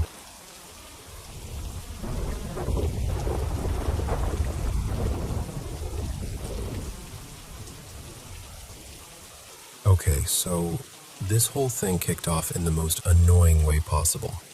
My cat Miso waking me up by licking my face like I'm a salt lamp. It's late, I'm half asleep, and I'm thinking, fine, he wants out. I head downstairs, 2 flights because apparently I chose cardio as a lifestyle, and I go to open the back door. And that's when we both see it. Down at the bottom of the garden, by the gate, there's this figure. And the garden is already dark, but this thing is darker than the dark. Like a cutout. Like someone erased a person-shaped chunk of night. It's tall, too. Easily 8 or 9 feet. And it's moving slowly, almost casually, like it belongs there more than I do. It's tall enough that it kind of swallows the fence line when it passes. Now here's the part that got me. Miso loves the garden. He's obsessed. He'd sell me for a warm paving stone out there. But this time, he stops dead. Won't step outside. Not even one paw. Just refuses. Like he's suddenly become a very principled indoor cat. So I'm standing there with the door cracked open, and I actually say, out loud, because apparently I like making things worse. "Yeah, I don't blame you. This is weird." Then I just shut the door. Not in a panic, not slamming it, just, nope. And we go back up to bed. I tell myself it's nothing. I'm not easily spooked, and I figured maybe my eyes were playing tricks. But Miso, who normally sleeps wherever he collapses, parks himself right by the bedroom door that night. Like he's on duty. That was unusual. Really unusual. Second night, same routine. Miso wakes me up again. This time he licks my eyelid, which is horrific, by the way, like being kissed awake by a damp moth. He's purring and making those bubbly little sounds cats do when they're pleased with themselves. I sit up, blinking, and I look toward the doorway. And it's there. Not in the garden this time. Not far away. just standing in the doorway like it's checking in. Same shape, same void blackness, like a hooded figure but without texture. No fabric, no detail, just absence. And weirdly, I don't feel terrified. There's no sense of malice, no get out instinct. And Miso isn't freaking out either. He's just there, calm. So I do what any exhausted person does when reality starts acting up. I mumble something along the lines of, I can't be bothered with this. And, do you mind?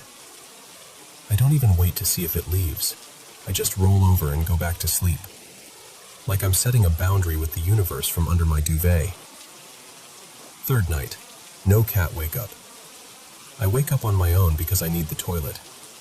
I stumble into the bathroom, barely alive, and I flick on the light. And there it is. Standing in the bathtub. Just in the tub. Like it booked a room and that's its spot. Same cloaked outline, same hollow black void, completely silent. And again, I don't feel threatened. I'm not saying it felt normal. It absolutely did not. But it didn't feel dangerous. So I use the toilet because what else am I going to do? Hold it out of respect? And I actually talk to it, like it's a weird roommate. I say, if you're going to make this a regular thing, you'll have to get used to me, and I'll get used to you. Then I tell it goodnight, like an idiot, like a polite idiot, and I go back to bed. After that, nothing. No more sightings. But here's what's left behind. This faint, lingering sensation, like being watched over. Not in a creepy way, more like a gentle presence, almost protective. And honestly, I don't want it. I don't need a shadow guardian. I'm good. Please stop. And I think my total indifference, my very tired, very unbothered attitude, kind of shut the whole thing down. Like once it realized I wasn't going to feed it fear or fascination, it just moved on. The only reason I take it seriously at all is Miso. He's my litmus test. He clocked it before I fully did, and his behavior changed in a way that felt deliberate. Since those 3 nights, he's been completely normal. No more doorway sleeping, no weird wake-ups, just regular cat nonsense. So yeah, 3 nights, a silent void figure, a cat who suddenly had better judgment than me, and I'm left sitting here thinking, what on earth was that? Anyway, if you've got thoughts, I'm listening, because I'd love for it to make sense, even if it never happens again.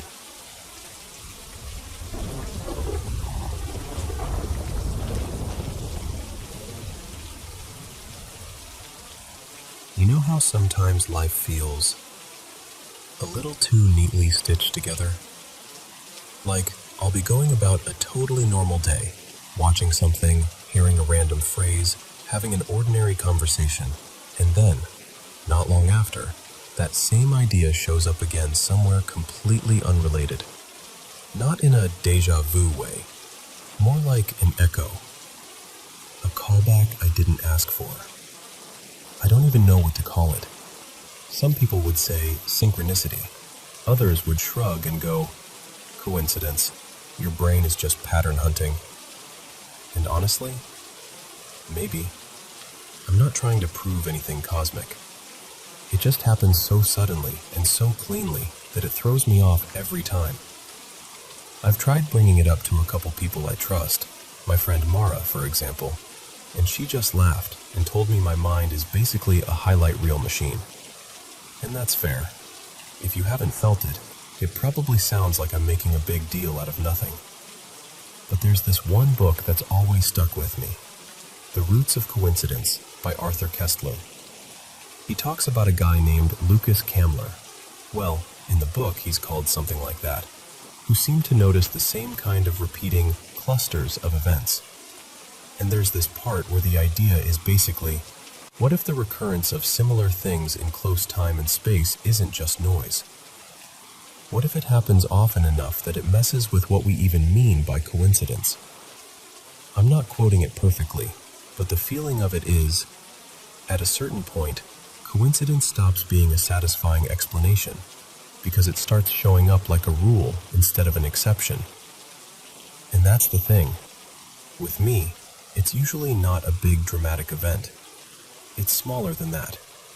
It's a word, a phrase, a concept. Something oddly specific that bridges two moments that shouldn't have any bridge at all. And it happens within a day, maybe two. Here's the one that really got me recently. So, last week, I had the evening news on. I wasn't even fully paying attention, just half watching the way people do. And then a segment comes on about the Pope inaugurating the 2025 Jubilee of Hope. That word hit my ears. Jubilee. And I remember thinking, you don't hear that every day. Then, the very next day, maybe not even 24 hours later, I'm playing A Plague Tale Requiem. I'd already been in the middle of it for a few days, just slowly working through the chapters.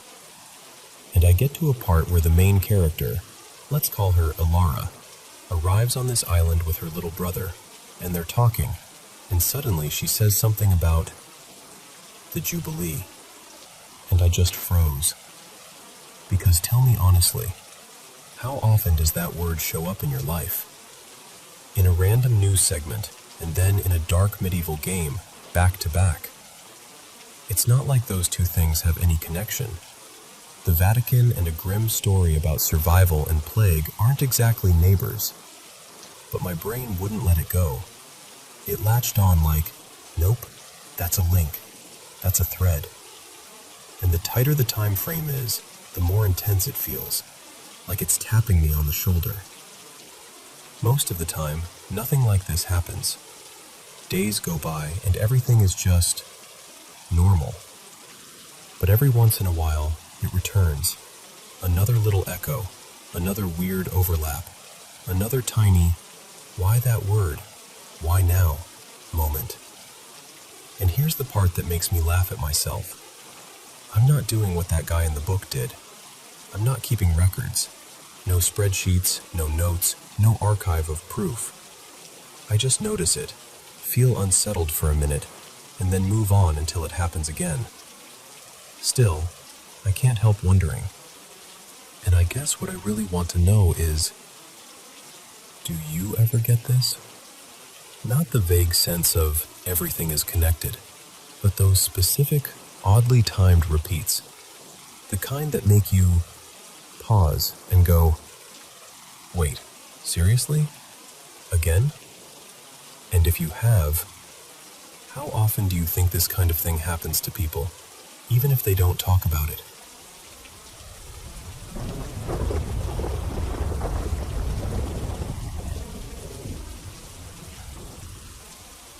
So, I'm in my late 20s now, and I've lived through a lot. Stuff most people only hear about on the news. Addiction in the house, violence, being around people who didn't make it.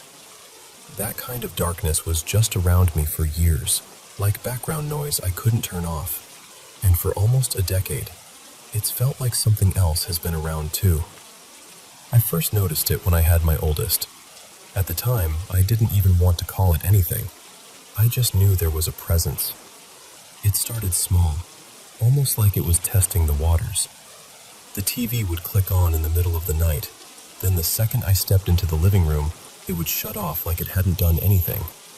I'd hear footsteps in the hallway when everyone was asleep. Sometimes I'd wake up and the air would feel heavy, like someone was standing too close, just staring. For a long time, it stayed in that minor lane. Creepy, sure, but manageable. Like a bad roommate you try not to acknowledge. But a couple years ago, when my drug use got really ugly, and I was in relationships that were unsafe, it changed. That's when it started to feel angry. Loud. Like it wanted me to know it was there, and it was in control. We lived in this older place back then, and the basement was the worst part. I remember one night hearing a crash down there, like something big got shoved off a shelf in the laundry area. It was loud enough that my whole body went cold. I ran upstairs and slept on the couch because I wanted to be closer to my kids and my mom, like being near them would keep me safe. And then, this is the part that still makes my stomach drop. Out of the basement, clear as day, I heard a man's voice say, "I'm still waiting on you." That was in the fall of 2023. I've heard plenty of terrifying things in my life, but that one, it settled into me. Things spiraled after that. My kids went to live with my uncle for a while because I wasn't okay, and I'm not going to pretend I was. I let the wrong people into my home because I wanted to keep disappearing into that life. I'm not proud of any of it, but I'm also not that person anymore. I'm 10 months clean now, and I mean that with my whole chest. Back then, though, the energy in that house got so dark it felt contaminated. And the thing, him, got worse. I started calling him Mason, just to have a name to throw at it instead of feeling powerless. Anyone who came over wouldn't go near the basement. They'd stand at the top of the stairs like the air itself was warning them. Sometimes I'd hear heavy breathing right outside my bedroom door. Slow, deliberate. And I had this thick blanket hanging in the doorway because I didn't even like having the door open. I'd lie there listening, heart pounding, and finally I'd rip the blanket aside, ready to snap at whoever was messing with me. No one would be there. We tried to smudge at one point, traditional, the way my family taught me. I'm indigenous, and that matters in how we do things, what we believe, what we don't do. And smudging while there's active drug use? That's a hard no in our culture. It isn't just bad vibes, it's disrespectful. And honestly, it felt like it made him angrier. Like I'd thrown something sacred into a mess and he wanted to punish me for it. But Mason? Mason followed. He's not as violent now, not like the basement days. But he's still around. And now he plays these weird little games. He mimics my partner constantly. I'll hear my name, in my partner's voice from the other room. Or I'll hear footsteps on the stairs like someone's coming down to talk to me.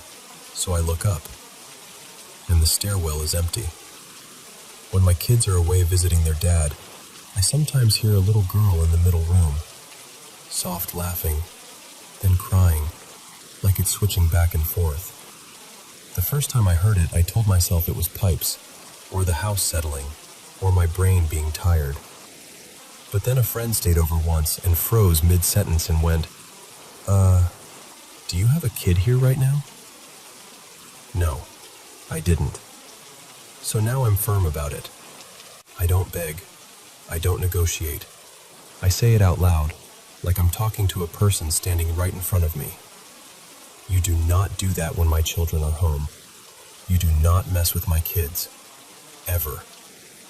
And if I'm being honest, at this point it's less terror and more exhaustion. He annoys me. He acts up more when a living man is around, like he's got something to prove. Like he's jealous of the space my partner takes up in our home. Some nights it feels like he's sulking. Other nights it feels like he's just trying to remind me, I'm still here. I've wondered what he is. In some circles, people might call him a djinn. Where I'm from in Canada, and in my community, we use different words depending on the nation and the teachings, so I'm careful with labels. I just know he feels like a man. A dark one. Something that got close during the worst seasons of my life and decided it liked staying. And I don't really want advice. I'm not writing this because I think someone on the internet has the perfect answer. I just needed to say it somewhere, out loud, in my own words. While I'm standing here trying to get supper on the table, trying to be a good mom, trying to stay steady. Because I've survived a lot, and I'm still here. Even if, whatever that is still here too.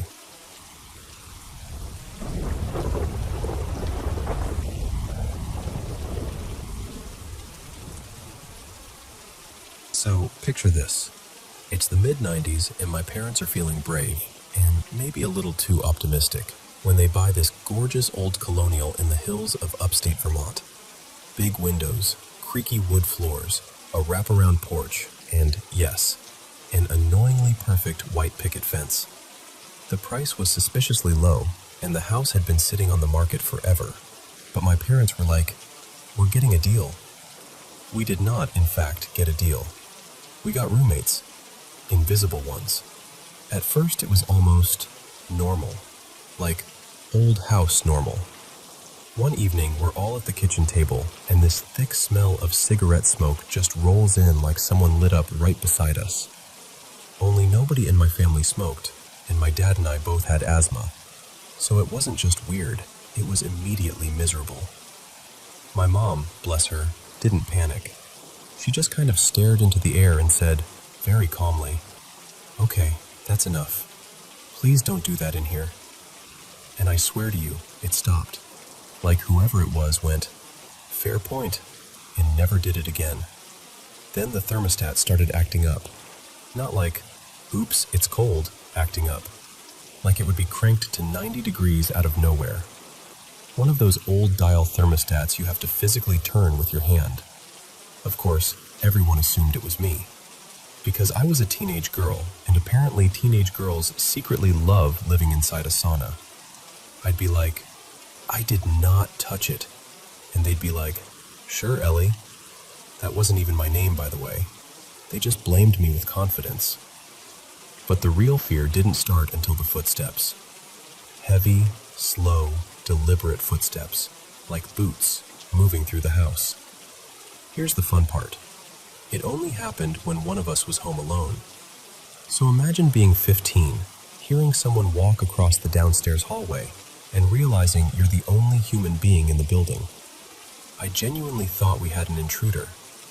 More than once, I ended up hiding under my bed or wedged into a closet, holding my breath so hard I got dizzy, waiting for someone, anyone, to come home. And every time, nothing. No doors forced open, no missing items, no sign of anybody. Just that sound. Like the house wanted me to know I wasn't alone, but also wanted to make sure I couldn't prove it. My brother, his name was Noah in this version of my life, started hearing the footsteps up in our unfinished attic. Sometimes they'd come down the hallway and stop right outside his door, like whoever it was just standing there, listening.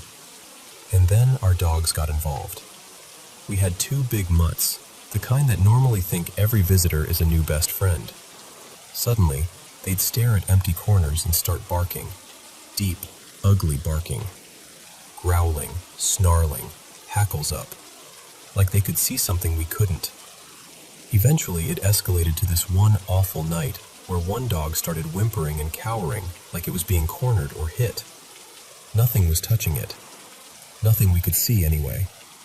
Noah, who was a Marine and had the patience of a man who slept through worse than ghosts, finally snapped and shouted into the air, full volume, no filter, basically telling whatever was in the house to leave the dog alone. And after that, the dog stopped doing it. Immediately. Like the whole thing had been waiting for someone to set a boundary. There were certain rooms that felt wrong. You know how you can walk into a place and the temperature is the same, the lighting is the same, everything looks normal, and yet your body goes, nope. For me it was the basement, the dining room, and this central hallway that connected everything. It felt like being watched by something furious, something that wanted to push me out of my own home. I'd speed walk through those areas, never linger, always avoiding eye contact with nothing, and my stomach dropped. Because I hadn't told him.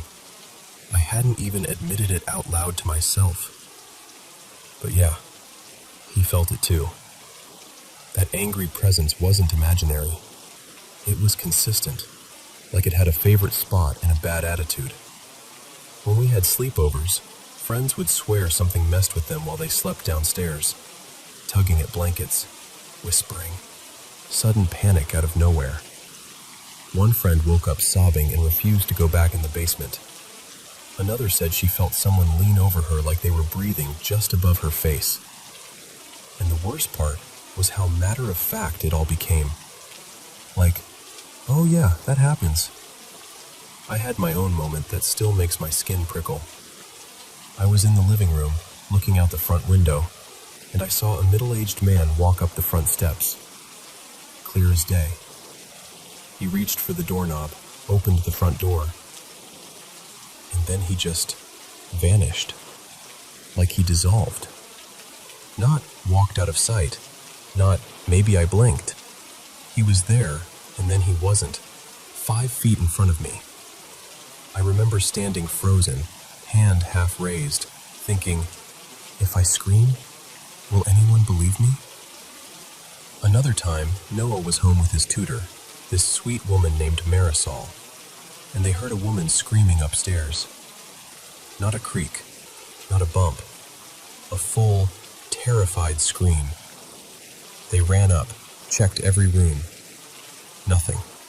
No TV on, no neighbors, no explanation. And the lights. Oh my God, the lights. I used to blame wiring because old houses are weird, right? Except sometimes the flickering would respond like it was listening. Like you could actually say, okay, was that you?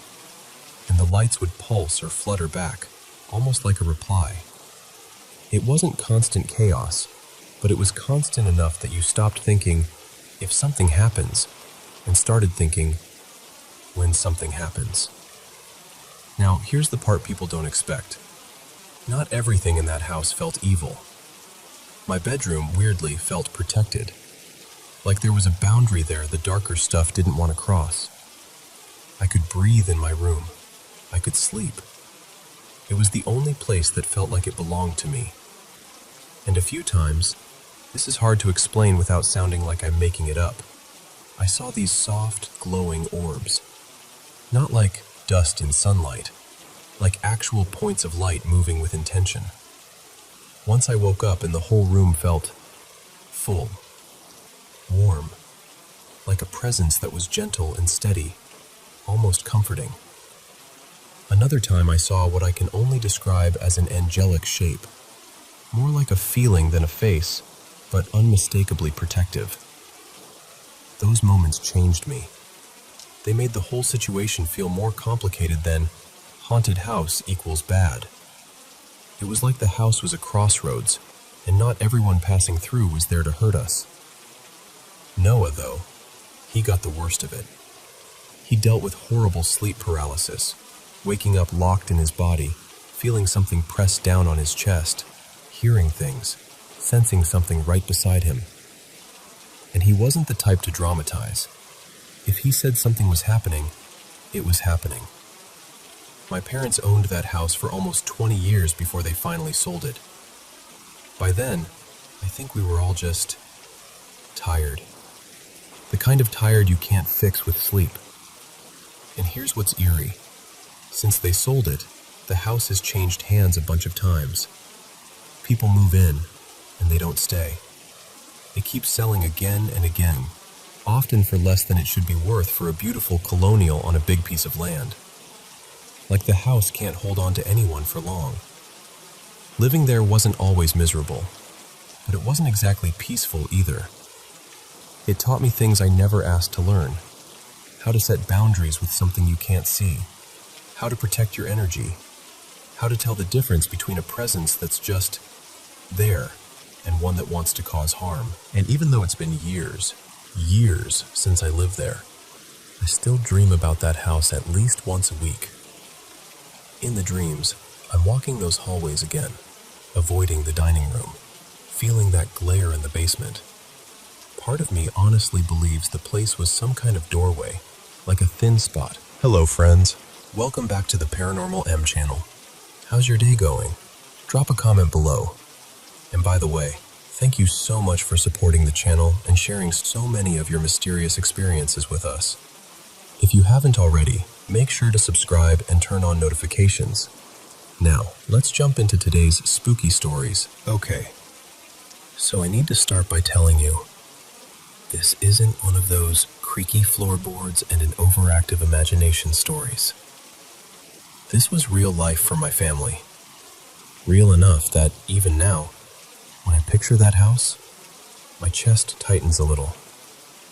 My mom grew up in this old place right on the edge of the Ohio River. Not near it, on it. Like the house was constantly leaning toward the water, as if it was listening to something down below. It was over 100 years old, and it had that heavy, sunken-in feeling old houses get.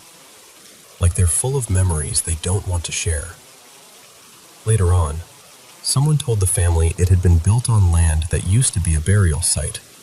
Native land. Sacred land.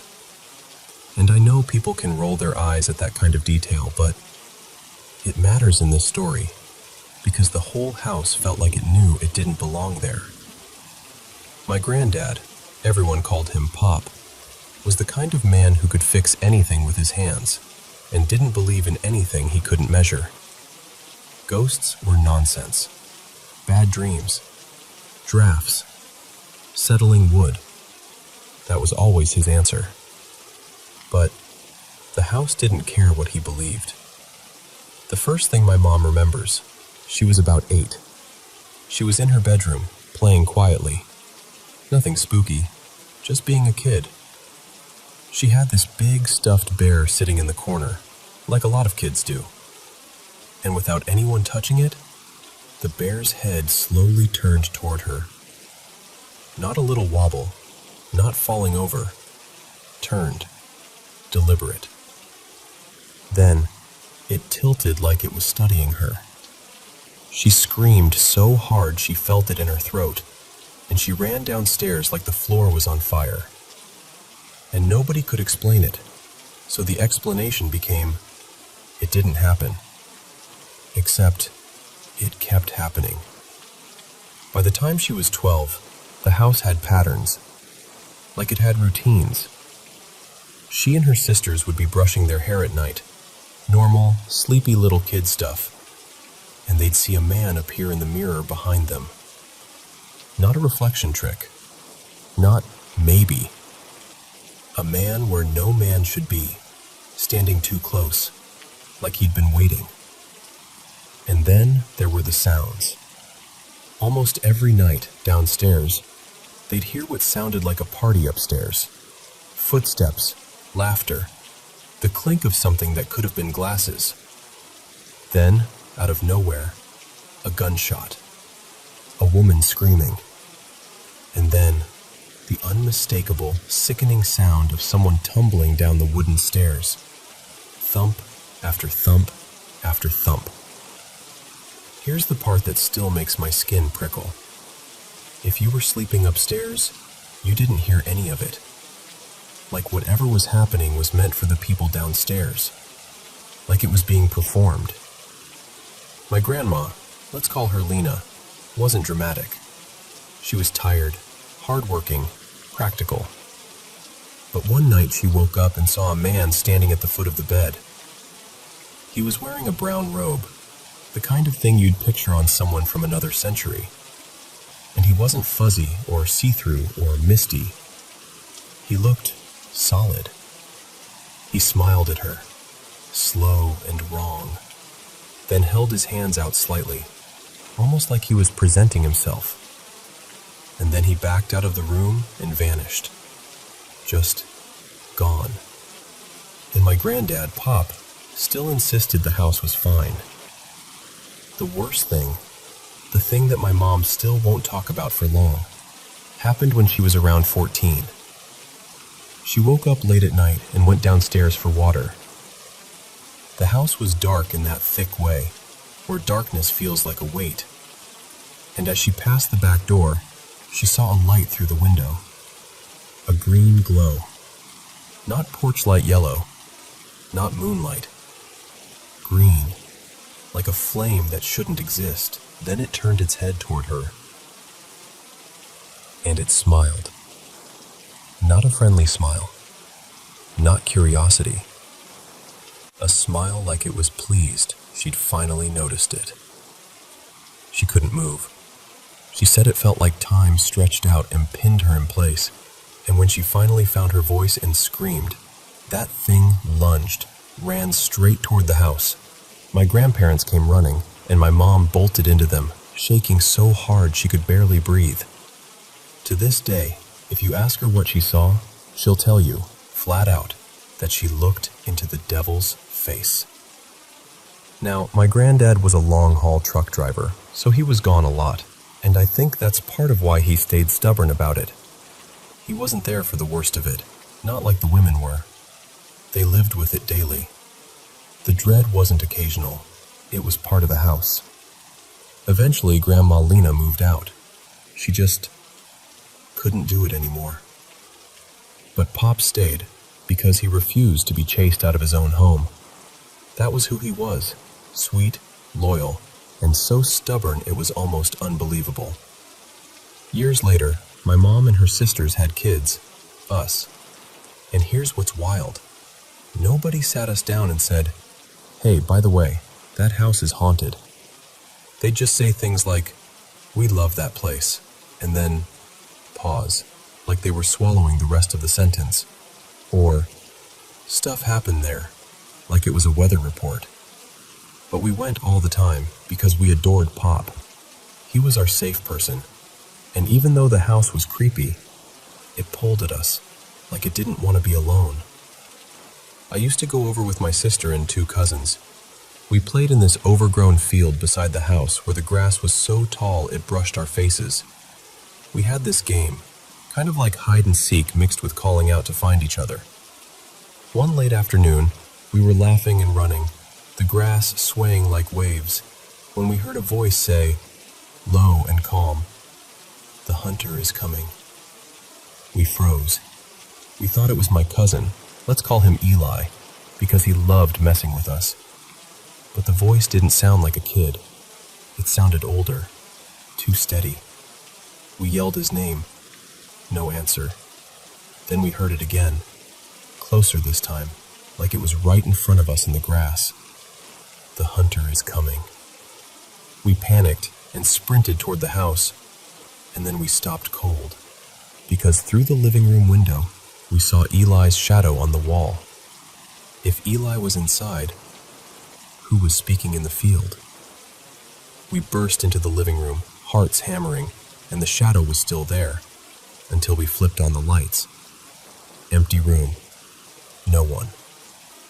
We ran straight to Pop's bedroom, and there was Eli, asleep on the bed like he hadn't moved in an hour, while Pop sat watching TV, completely oblivious. We told Pop about the voice, and even though he didn't believe in ghosts, he believed in danger. He grabbed what he kept for protection and went outside, checked the field, walked the perimeter, searched the yard. Nothing. Not a footprint. Not a sound. That night, all 4 of us slept on the floor in Pop's room, like a little pile of scared puppies. And the house kept doing what it always did. Shadows shifting down the hallway, soft whispers where nobody stood, and upstairs, that same awful routine. Party noise, gunshot, woman screaming, body tumbling down the stairs. And we stayed anyway, because Pop was there, and we weren't going to leave him alone in that house.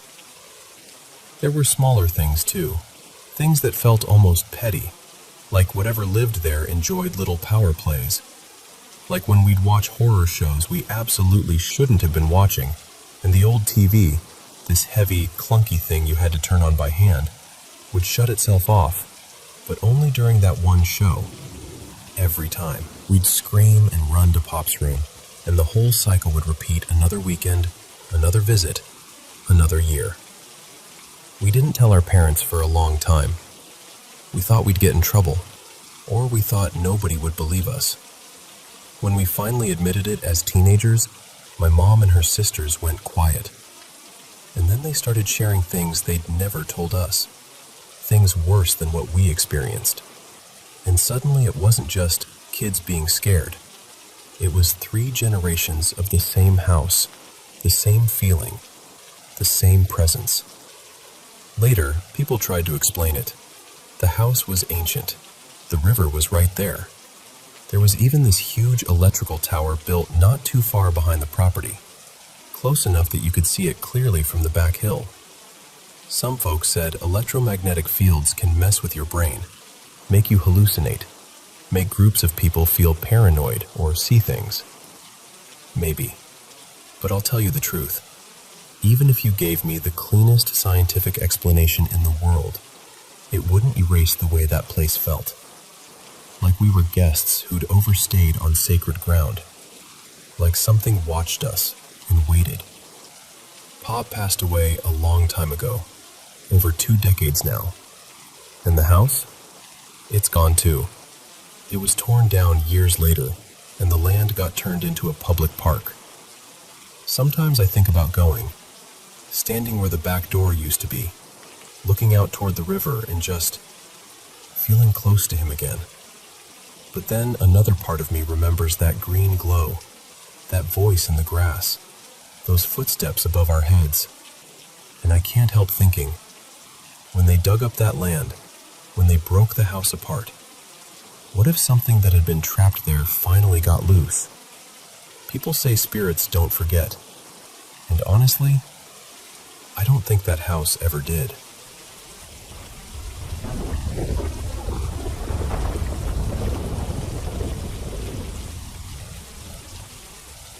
So, ever since I moved, I haven't felt like myself. Not even close.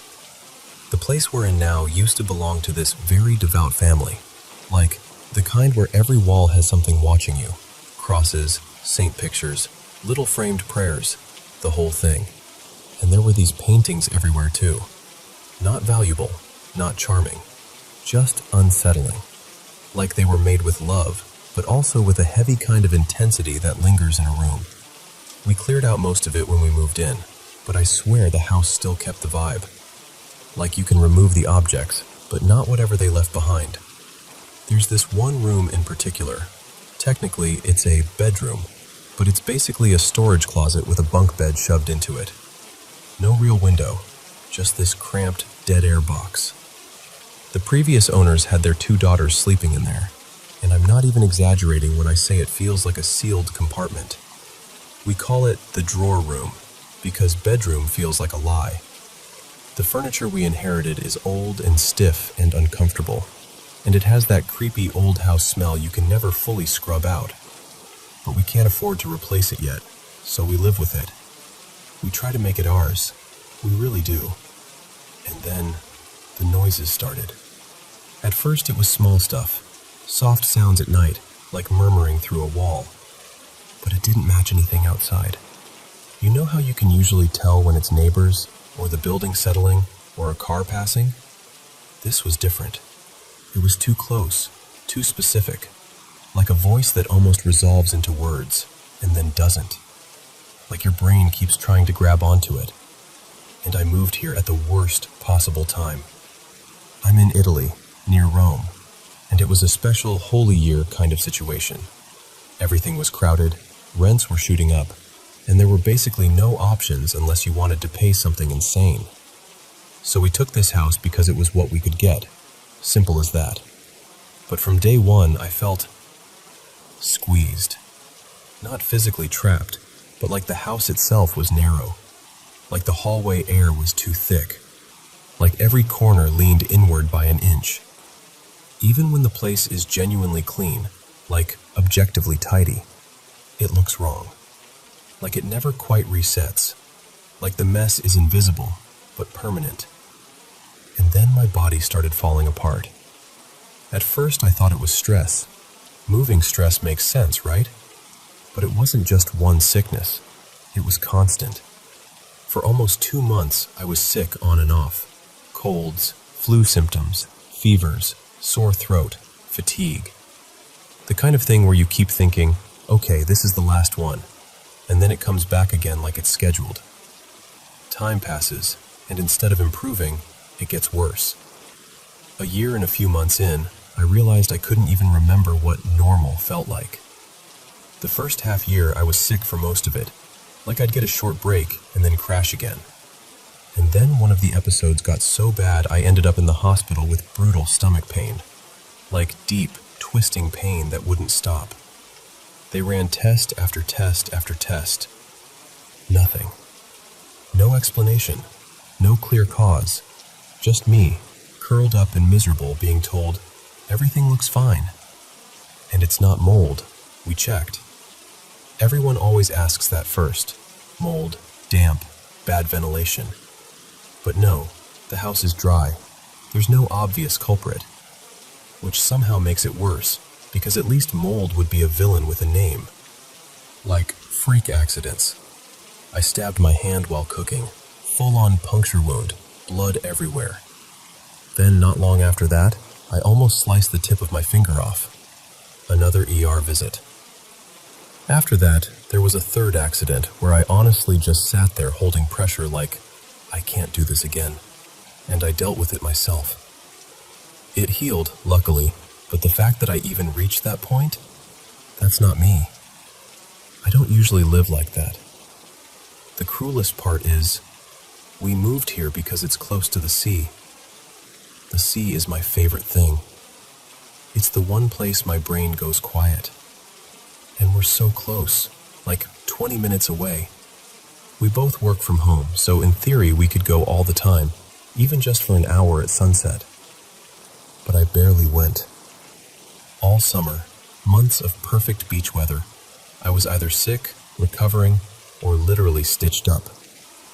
We went maybe a dozen times total. And every time I stayed home, hearing the waves in my imagination instead of actually being there, I felt this heavy sadness like I was being punished for wanting something simple. Then I had a stretch where I thought, maybe it's over. A couple of good months, I started to hope again. And now it's back, only different. It started as these unbearable headaches, like pressure behind my eyes. Then my jaw started hurting, then my teeth, then my ear, like the pain couldn't decide where to live, so it just kept moving around. I'd have a few okay days and then get slammed again.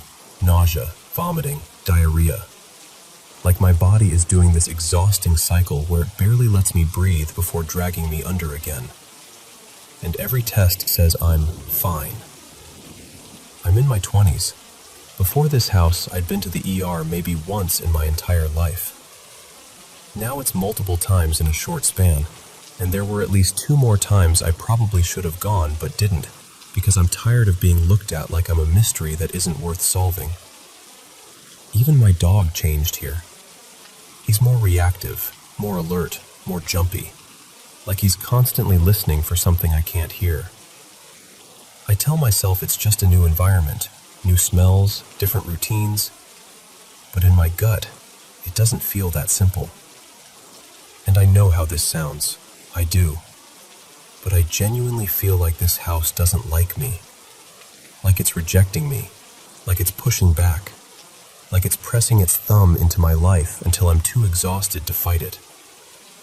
My partner, Lena, eats the same food I do, lives in the same rooms, breathes the same air. She's fine. She gets tired sometimes, normal stuff, but she's not constantly sick. So it's not food poisoning, it's not something we're both exposed to, not in any obvious way. It feels aimed. And I hate myself for even thinking that. And then there are the little things. Electronics turning on and off with no input. Lights flickering when nothing else is happening. A charger that works one day and not the next. Stuff that could totally be old wiring, totally explainable, except it always seems to happen when I'm already overwhelmed. Like the house is adding one more tiny insult just to remind me it can. I'm constantly in pain or discomfort, and nothing shows up on paper.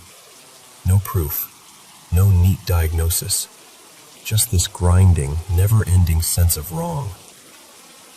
So I'm asking, quietly, honestly, has anyone ever felt like this? Like a place can get under your skin? Like you're losing your mind, but you're also not, because your body is the one screaming first.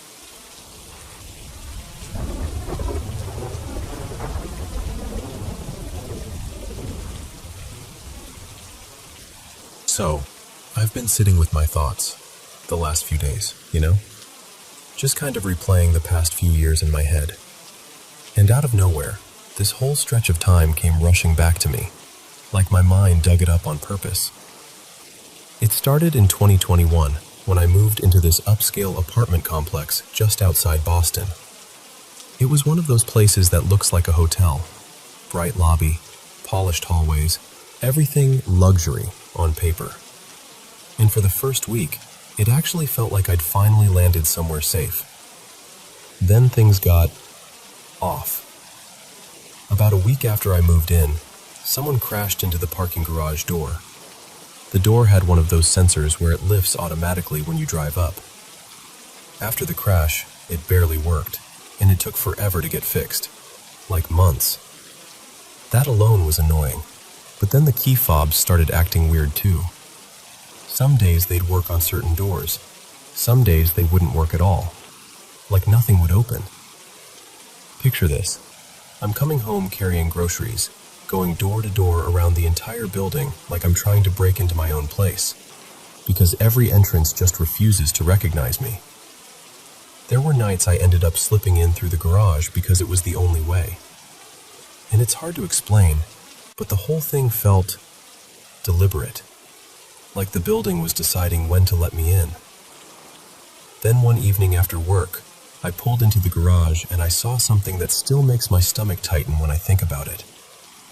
There was this jester-looking figure, black and white outfit, like a checker pattern, crouched low beside another car. And it wasn't looking at me directly. It was watching me through the car's side mirror, like it wanted me to notice without fully turning its head. I froze. I remember my hands gripping the steering wheel so hard my knuckles hurt. And the second I realized it was focused on me, I backed out and left the garage entirely. And it followed me. Not for long, maybe a couple 100 feet down the street, but long enough that my brain couldn't explain it away as a prank. It wasn't a ghost, but it also didn't move like a normal person. The best way I can describe it is, it felt like a spirit wearing a shape, something pretending. After that, I tried to convince myself it was a one-time thing. Stress, lack of sleep, city weirdness. But then came the morning with the smell. It was a Saturday, early, around 8 a.m., and I woke up because something in the air felt wrong before I even opened my eyes. And the smell, I don't even know how to describe it properly. Like burnt fruit and alcohol. Like someone had scorched peach schnapps and pumped it through the vents. It wasn't smoke exactly. It was chemical and sweet and ruined. At the same time, my neighbors down the hall were being loud, shouting, arguing. A couple, and they spoke a language I didn't understand, so it wasn't like I could make out what was happening. But the volume and the intensity of it felt like it was bleeding straight through the walls. My apartment had two views. One side looked toward a little strip with a liquor store, and the other side overlooked this lot where yellow school buses were parked, like a staging area. So the first thing I did was go to the bedroom window and look out at the bus lot. And there he was. A person, at least shaped like a person, wearing a rabbit mask, dressed head to toe in black, standing still and staring right up at my window. At first, he was in the middle of the lot. Then he climbed onto one of the parked buses, sat or crouched inside it for maybe half a minute, and then stepped back out and looked straight at me again. And what messed with me the most was the security guard. There was always a guard near that lot, always. But that morning, there was nobody. No guard, no car, nothing. I kept watching because I didn't know what else to do. He walked up and down between the buses, slow and deliberate, never fully breaking eye contact. And then I went to the living room window, the side facing the liquor store, and I saw this red beam of light cutting through my living room. Not like a glow, not like a reflection I could easily explain, It was a sharp, straight line of red light, like something was aiming through the window into my apartment. I couldn't even figure out where it came from. I remember stepping back so fast I nearly fell. That's when I panicked in a way I don't usually panic. I grabbed my phone and tried calling 911, and my calls kept dropping. Over and over, like it would start to ring and then just die. So I called an Uber. I threw a few things in a bag, and yeah, I grabbed something for protection. Not because I wanted to do anything, but because my body was screaming at me that I wasn't safe. I took the Uber to a casino a couple hours away and stayed there for a few days, because it was the first place I could think of that had cameras, people, lights, something solid. But even on the way there, the road felt wrong. There were broken down cars in weird spots, like they'd been abandoned mid-thought. And when I got close to the casino, I swear I saw these strange figures outside. People standing too still, moving too sharply, watching cars go by like they were waiting for something. I told my friends who lived out of state. I told them everything. Most of them didn't believe me. You know that feeling when you can hear someone's doubt through the phone? Like they're listening politely, but already filing it under, "You're stressed." I begged one of them to call the police on my behalf, because I couldn't get through. I didn't even know what I wanted the police to do. I just wanted someone official to acknowledge that something was wrong. When I finally went back after the weekend, I called out of work that Monday. I slept like my body had been poisoned. I woke up feeling grimy, foggy, like I'd been breathing dirty air. And then the building's fire alarm went off. The whole building, full alarm. And it wasn't one of those quick chirps, it was the real thing. I ran out, down the stairs, outside into the courtyard with everyone else. And when I got out there, the lights lining the walkway, those expensive, modern path lights, were smashed. Not one or two, like 10 of them in a row, shattered like someone went down the line destroying them on purpose. I called the management office, and they told me the fire alarm was just an electrical issue. An electrical issue. Like that explained everything. And then a wave of new tenants moved in, all at once. I don't mean like a few people over a week. I mean it felt like an entire floor changed over in a day or two. Moving trucks, unfamiliar faces, non-stop activity. It gave the building this strange feeling, like the atmosphere shifted. That summer, I went on a run one morning and got startled near a railroad crossing, because I felt something shove me. Not a bump, not me tripping. A push, right before the crossing, like a hand in the center of my back. I stopped so fast my shoes scraped. My heart was pounding. I looked around and there was nobody close enough to have done anything. After that, I changed my route completely. And during that same period, I started noticing people everywhere who just didn't seem right. Like I'd go into a cafe or a restaurant, and there would be groups of people moving in these unnatural ways.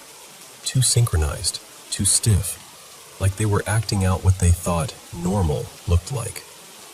They'd talk in this odd cadence, laugh half a second too late, turn their heads too sharply, stare too long. It sounds dramatic, but it felt like watching something imitate humans without really understanding how humans work. Eventually, I got a better job and moved away. And I remember thinking, okay, that chapter is over. I'm not going to carry this with me. But about a year after I moved, I was talking to a friend. His name was Marcus, who had moved into that same building around the same time I did. He told me he'd been reading posts online about people in that city being murdered over the years, and that the investigations always went cold. He said the rumors went back decades. And then, a year after that conversation, Marcus was murdered in that same city. They found him in an abandoned house. The police put out a statement, and then nothing. It's been well over a year since. No updates, no closure, just silence. And that's when the question I'd tried not to ask finally came out of me. What if that place is influenced? Not just dangerous, not just corrupt, but spiritually wrong.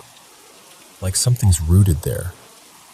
I even talked to an old coworker about it, and they told me this story, how they were robbed at knife point once and got cut on the hand.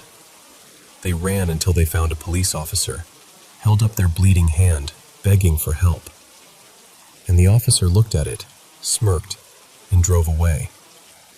They had to drive themselves to the hospital. So when I lay all of it side by side, the malfunctioning access, the figures, the red beam, the feeling of being targeted, the way help just evaporated when it was needed, it's hard not to wonder if the whole area is under some kind of darkness, something that makes people cold, something that makes truth slip through cracks. And the part that really messes with me, even after I left, even after I moved down to Connecticut, I still started noticing strange things. Not as intense, not as concentrated, but enough to make me feel like whatever I brushed up against back then didn't fully let go. And I don't tell this to scare you. I'm telling you because it happened, and because carrying something like that alone makes you feel crazy. So when I say I've been reflective lately, that's what I mean. Because I don't know what that was, but I know it was real.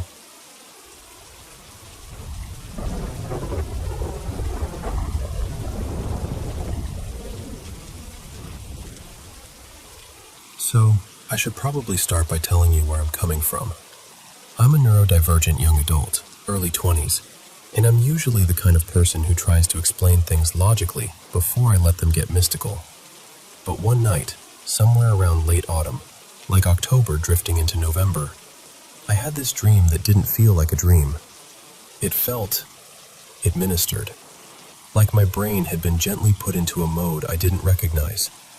I woke up in this room that was almost aggressively white. Not cozy white, more like sterile, endless, nothing to hold on to white. No posters, no windows, no clutter, just blankness. And I'm sitting at a white table in my pajamas, like I'd been taken from bed and placed there without my permission, but weirdly, without fear. My body felt heavy, like I was half asleep, half sedated.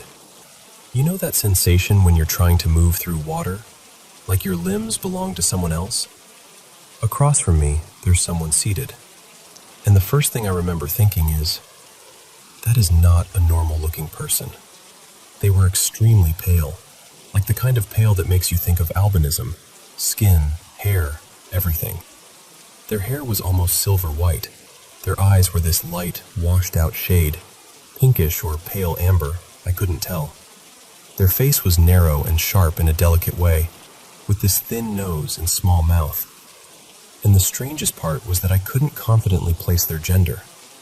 Not because they looked androgynous in a trendy way, more like my brain couldn't grab the concept properly. They were dressed in white too, of course, like the room wanted nothing to break the theme. And they started speaking to me, or trying to. It came out as this jumble, bits of Spanish, bits of English, and then a third language that my mind couldn't label.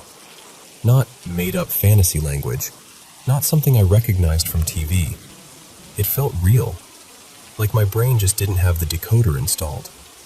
I could catch fragments, like someone flipping a radio dial. You need to listen. You can. Maybe we try again. But then it would slip away into that other tongue, and I'd lose the thread. I remember looking at them and feeling this odd calm, like I trusted them without knowing why. That's what messes with me the most, honestly. Because if I saw someone like that in real life, in a white room, while I felt drugged, I should have been terrified. But I wasn't. I felt safe. And I kept staring at them with this intense sense of recognition, like I'd met them before, but not in any normal context. Like my brain was rifling through a filing cabinet going, Where do I know you from? Where did I see you? They seemed to notice my confusion, and I tried to speak, switching between Spanish and English, basically apologizing, telling them I wasn't understanding, that they needed to pick one language and stick to it. I even tried to gesture with my hands, but my body barely cooperated. It was like something was keeping me seated, or like gravity was heavier just for me. The person, let's call them Evo, because my mind refuses to keep calling them the figure. Evo looked frustrated. Not angry.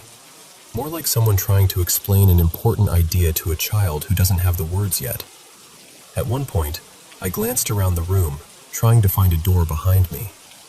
And the moment I turned my head, I felt this gentle pressure, like Evo lightly guided my face back toward them. Not rough, not controlling. More like, please, stay with me. Focus. And then I got this creepiest, strangest sensation. Like there might have been someone else behind me. Not that I saw them, just that instinct. Like the air had an extra presence in it. Eventually, Evo slowed down. Their shoulders sank a little, like they were running out of energy, or patience, or permission. They looked past me again, toward the place I assumed a door would be. Then they looked back at me, and their expression softened in this way that felt almost sad. And then, this is the moment that's burned into my memory. They touched my cheek, like a careful, affectionate gesture, and they spoke in perfect Spanish, clear as day, no mixing, no distortion.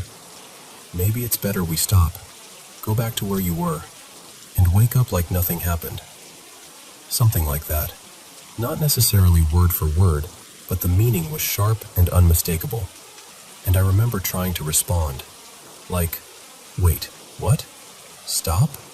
Go back. What is this? Who are you? Where am I?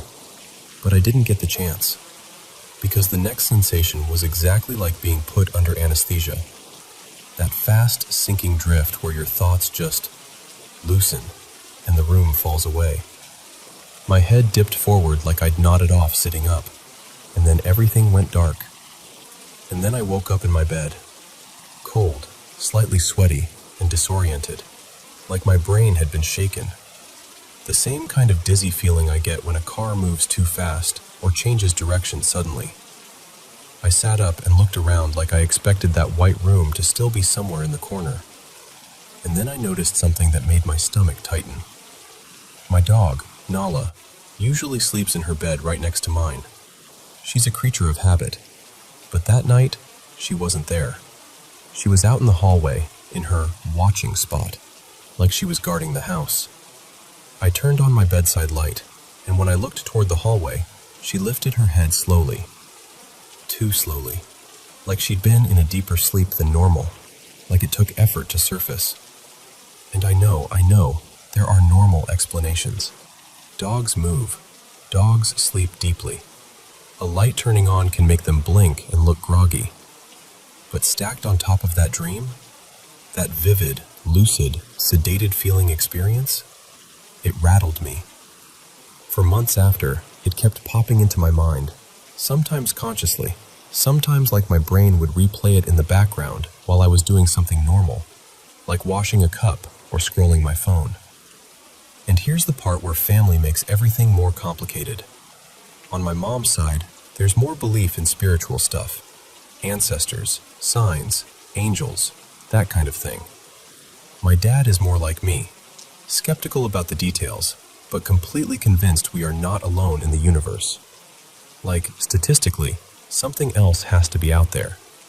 So I told them. I told my parents and also my cousin Marina, who stays with us some days for work. My dad and Marina both reacted the same way. Quiet, uneasy curiosity. Like, that's strange. But with no label they felt confident putting on it. My mom immediately leaned toward the spiritual interpretation. She said it could have been an angel or a relative who passed away, trying to give me a message. But honestly, that didn't fit. I've had dreams about my late grandmother. Those feel completely different. In those dreams, we both kind of know she's gone. There's a softness to it, a familiar warmth, a kind of shared understanding that it's a dream. This wasn't like that. This felt foreign, clinical, surreal, but precise. Like someone tried to reach me through a channel that wasn't designed for my brain. And I'm left with this weird combination of feelings. Not fear exactly, but this lingering question that won't settle. Because if it was just a dream, why did it feel like I was being spoken to? And why do I still get the sense, every time I replay it, that Evo wasn't improvising? That they were trying to do something they'd done before. And for some reason, it just didn't work on me this time.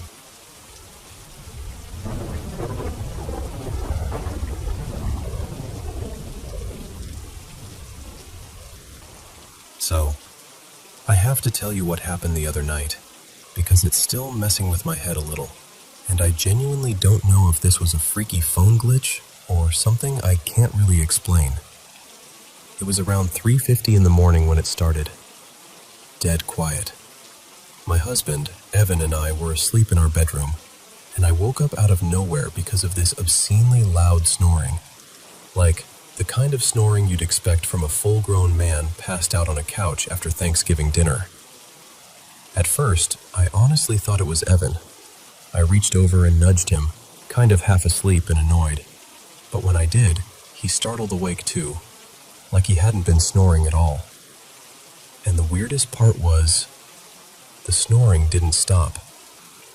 We just laid there for a second, both awake now, staring at each other in the dark, while this snoring kept going like it was happening right next to the bed. Our first thought was our dog, Miso. She's a little terrier mix, and she'll do a tiny snort sometimes, but never anything remotely like this. Still, we whispered her name, like, "Miso, hey, shh," expecting her to be right there at the foot of the bed. Except, she wasn't. Miso stood up from her little bed across the room, totally silent, ears up, looking confused. And I swear to you, the snoring was still going, steady, loud, and unsettlingly human. No robotic distortion, no crackle, no speakerphone weirdness. Just deep breathing and snoring like there was a stranger sleeping beside us. Evan switched on the lamp, and that's when we realized the sound was coming from my phone on the nightstand. That alone would have been creepy enough, but listen, when I picked the phone up, the snoring got quieter, the same way it does when you lightly jostle a real person and they sort of half adjust. It didn't cut off completely, but it dropped like the source had shifted or moved. My stomach just sank. I unlocked the screen, expecting to see something. A call, a voicemail, a weird app open, a video playing, anything. But there was nothing. No call in progress. No missed calls. No notifications. No media. No recent apps running. Just the normal lock screen like the phone had been asleep the whole time. And the phone was in Do Not Disturb mode. Anything incoming should have gone straight to voicemail anyway. But the snoring kept coming through the speaker, even though the phone wasn't doing anything that should produce audio. And it never switched to the earpiece, just the bottom speaker, like someone was literally breathing into the room through it. We sat there, wide awake, just listening to it, both of us trying to explain it and failing. Finally, Evan said, "Call my phone. Just call me." So I did. I tapped his name and hit call. And the second I pressed it, instantly, the snoring was cut off mid-breath, like someone yanked a cord, and it was replaced by the normal outgoing ringing tone. Like the phone suddenly remembered it was a phone. After that, everything behaved totally normal. No call log appeared that explained the snoring. No notifications popped up. The phone didn't heat up. No weird battery drain. Nothing you could point to and say, "Oh, yep, that was it." But the part that still gets me? Miso. And that's honestly it. That's the whole story. I'm telling you because I want a sane explanation. Some rare telecom glitch, a stuck audio buffer, a weird accidental stream, anything. But the way it sounded so real, and the way it got quieter when I lifted the phone, and the way it stopped the exact moment an outgoing call began. I don't know. I just don't know what to make of it.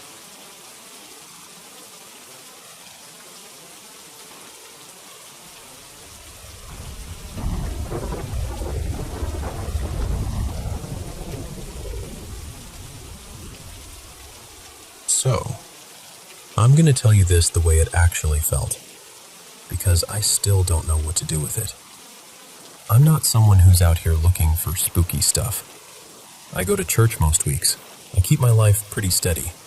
And honestly, I've never had what you'd call a paranormal experience.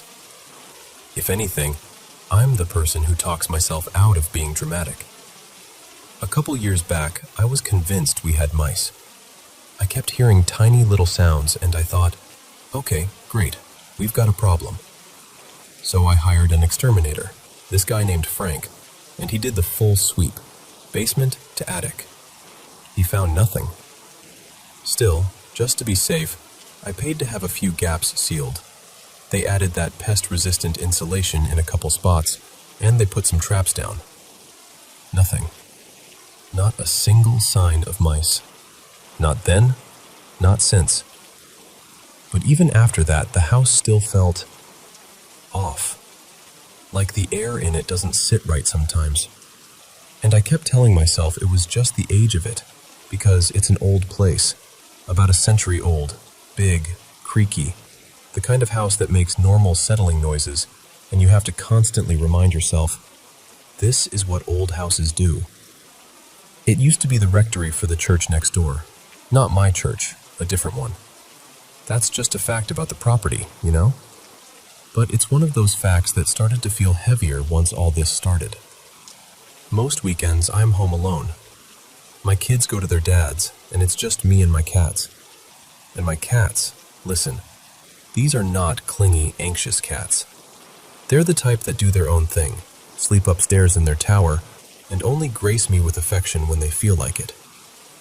Then, one night, my bedroom door started popping open. Not like, oh, it didn't latch all the way. I mean, it would be closed, and then I'd hear that little shift, and it would ease open like someone had pushed it. It happened enough times that I got annoyed and put hooks on a couple of the bedroom doors to keep heat in when rooms weren't being used. Practical solution. No drama. I even set up indoor cameras because I thought, maybe I'm just missing something. Maybe the cats are pushing it. The cameras caught nothing. Ever. And then the doorbell started. 2-ish weeks ago, late at night, my doorbell rang. Not once. Over and over. Like someone was standing there leaning on it, letting off just enough to press again. It was one of those old-school wired doorbells, the kind that goes ding-dong with the little chime box mounted right near the bedrooms, so it's loud and obnoxious and impossible to ignore. I shot out of bed, heart pounding, and went to look. No one. I looked outside, expecting to see footprints because it had snowed earlier. Nothing.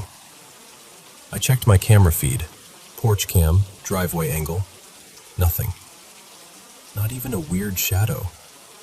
The next morning, still kind of shaky but trying to be logical, I went to the hardware store and bought a simple battery doorbell. Nothing fancy, just a little modern button and a wireless chime. I replaced the old one. I fully removed the old button from the door frame. Like, it wasn't even there anymore. That night, same time, the new doorbell went off. Rapid fire. Insistent. Like someone was mad that I wasn't answering. I stood there in my hallway thinking, okay, wind? Faulty button? Maybe something is shorting? I yanked the batteries out of the new one and went back to bed, telling myself I was being ridiculous. The next night, I woke up again at almost the exact same time, and I heard the doorbell. Except, it wasn't the new one. It was the old doorbell, the one I'd removed. I got up fast and went to open my bedroom door, and it wouldn't open because the hook was latched from the outside. I just stood there for a second staring at it, genuinely waiting for my brain to come up with a normal explanation, and it couldn't. No one else was home. My kids were with their dad. I always lock the front door. Always. My bedroom has a second way out, a side porch door. So I went out that way and looped around to the front, keys shaking in my hand like I couldn't get them into the lock. Front door was still locked. When I stepped into the foyer, the closet door across from my bedroom was wide open. And that closet door is never open. I keep it shut on purpose because there's this massive safe inside it, left behind years ago by the church next door because it's too big to haul out. It's basically the only thing in there, and I have this weird fear one of my cats will somehow climb in or get stuck around it, so I keep the closet closed. Like, I'm strict about it. The closet was open, and no, it can't swing into my bedroom door or pop the latch or anything like that. The handles are on opposite sides. There's no, oh, maybe the knob caught explanation. I checked cameras again. Nothing. No one on either porch. No motion, no footsteps, no cars. Nothing. I stayed up most of that night, just sitting there with my house feeling too big and too quiet. Even my cats wouldn't come downstairs. They stayed upstairs like they were refusing to cross some invisible line. The next night, I tried to be brave and normal. I left my bedroom door cracked and put a small heater in there for warmth, trying to convince myself the hook thing was a fluke, and I'd just gotten myself worked up. Then it happened again. 2:41 a.m. And this time, this is the part that makes me feel insane. Both doorbells went off. The new one and the old one, at the same time. Like the house was making a point. I got up, ripped the batteries out of the new one, and I grabbed a screwdriver and went to the chime box on the wall, the old one. I popped it open and disconnected what I could, pulling a wire loose so there was no way it should be able to chime again. I didn't even know the correct term for what I was yanking off. I was just thinking, stop, stop, stop. While I'm doing that, I hear the hook on my bedroom door start to rattle. Not a gentle wiggle, a deliberate rattle, like someone testing it. I turned my head in time to see the hook jump up, pop free, and the door ease open. I finished what I was doing, walked over, hooked it again, and, this is embarrassing, but I said out loud, half joking, half daring the air, "Okay, do it again." I turned away to put the screwdriver down. I took maybe 3 steps, and I heard the hook pop. I turned back and watched the door swing open, and then it slammed shut. Not a draft, not a gentle click, a slam that shook the frame. Upstairs, my cats went absolutely feral, hissing, growling, that low, angry sound cats make when they feel cornered. They are normally the calmest little creatures, and I've never heard them sound like that in my life. The next night, my kids came home, and I didn't tell them. I didn't tell their dad either. I didn't want to scare them, and honestly, I didn't want anyone thinking I was losing it. But then my daughter, Mila, came downstairs in the middle of the night and said she heard something. I tried to stay casual, like, "What kind of something?" And she hesitated and said, "It sounded like the doorbell, but quieter, like it was far away." There was no doorbell going off. Nothing on the cameras, nothing on the porch. Just my kid hearing the same thing my body has been bracing for every night. And the worst part is, I don't even know what I'm afraid of. I just know I'm scared to go to sleep in my own home, because it feels like I'm not alone in it, even when every camera, every lock, every logical check says I am.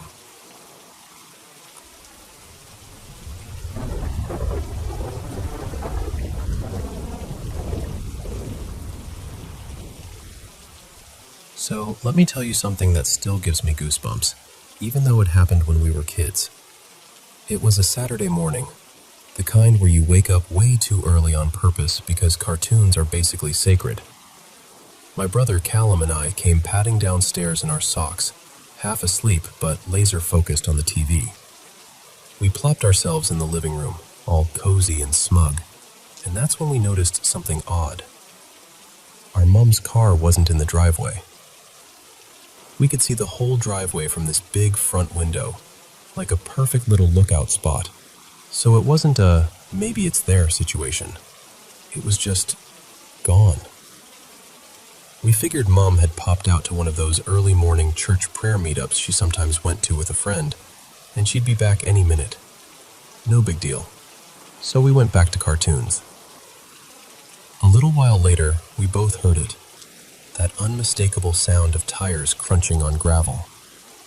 Our driveway was all loose stone, so you could hear a car coming before you could even see it. Then we saw the car turning in and coming up the drive. And here's the thing. We didn't just hear it. We actually watched it come in. It bumped up over the curb, rolled over the little footpath, and eased onto the driveway like normal. Like absolutely, boringly normal. Then it stopped about halfway up, and just sat there. At first, we didn't think much of it, but then a minute passed, then another, and Mum still hadn't gotten out. No car door, no footsteps, no keys jingling, no slam, nothing. Callum turned to me and goes, "What's Mum doing?" And I remember shrugging like, I don't know, maybe she's on the phone? But even as I said it, something felt off. Because if you're parked in the driveway and your kids are visible in the front window, wouldn't you wave? Wouldn't you come in? Wouldn't you do literally anything? So I told him, just go check. Make sure she's okay. He hopped down from the couch and walked to the front door, and I stayed planted right where I was, pretending I wasn't suddenly nervous. I kept the TV on, but I wasn't really watching it anymore. I was listening for something. Callum came back in less than a minute, and he says, really quietly, "There's no one in the car." I actually laughed at first, not because it was funny, but because it was so ridiculous that my brain didn't know what else to do. I was like, "What do you mean there's no one in it?" And he goes, "It's locked, and it's empty." That's when my stomach dropped. Because we hadn't heard the door open or close. We hadn't seen anyone get out. And again, we were staring straight at the driveway. If Mom had stepped out and walked away, we would have seen her. There wasn't anywhere to go without crossing the front of the house. I remember getting that tight, prickly feeling up my arms, like when you realize you might be in trouble but you don't know why yet. So I told him, "Go wake Dad. Tell him something weird is happening." He ran upstairs, and I just sat there staring at the window like the car might do something else, like it might start moving again on its own. Then Callum came back down, and I swear to you, his face had gone that ghostly pale, like someone had drained all the color out of him. He said, "Mom and Dad are both asleep, in bed, both of them." I stood up so fast I nearly knocked the remote off the couch. Because, what? That didn't make any sense. Mom's car was right there. We watched it come in. We heard it. We saw it stop. But Mom was upstairs asleep? So I rushed to the little dish in the hallway where the car keys always lived. And there they were, sitting in the bowl like they'd never moved. Like nobody had touched them at all. I just remember staring at them, completely frozen, like the keys were going to explain themselves if I glared hard enough. And the thing is, The car hadn't just appeared. We watched it come in, especially the part where it climbed up over the curb onto the driveway. That's not something a car does silently or subtly. And it didn't roll down the slope either. Our driveway angled slightly downward, so if it was somehow just coasting or the handbrake failed or whatever, it wouldn't stop neatly halfway up. It would have kept rolling and smashed into the fence near the garden. But it stopped like someone pressed the brake. Like someone was driving. Only there was nobody there. When we finally told our parents later, they brushed it off like kids being kids. Like we'd had matching dreams, or one of us made it up and the other just went along with it. But Callum and I have talked about it more times than I can count, even years later, and we both remember it the same way. Honestly, I know how it sounds. I do. It's the kind of story people smile politely at and then file under, sure, okay. But I'm telling you, that was one of the creepiest things I've ever experienced. Because it wasn't dramatic. It wasn't a shadow in the corner or a bump in the night. It was normal life, normal morning, normal cartoons. Right up until the moment we realized the car that came home had no one inside it. And to this day, I still can't explain how that happened. Not even a little bit.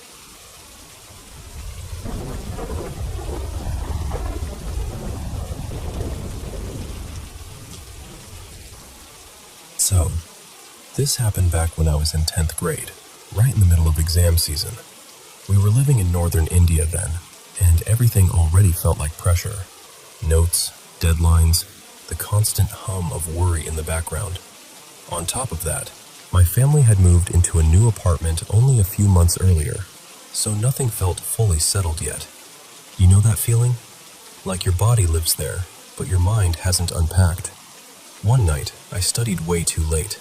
My eyes were burning, my head was heavy, and when I finally shut my books, I just wanted sleep to swallow me whole. I turned off the light and lay down. The room wasn't pitch black. There was this pale spill of moonlight and a bit of streetlight coming through the curtains. My bed was right beside the window, so even in the dark, I could still make out shapes. Edges of furniture, the outline of the door, shadows resting in corners. I was lying on my back, trying to slow my breathing, when I casually glanced toward my feet, and immediately, something felt wrong, like my brain hit a wall, because there was an extra leg near my feet, not mine. It was long and heavy-looking, slightly bent at the knee. The color was this dull gray, almost see-through, but not in a weak way. It looked real, like it had weight, like it belonged on the mattress. And above it, where a torso should have been, there was this dark, cloudy mass.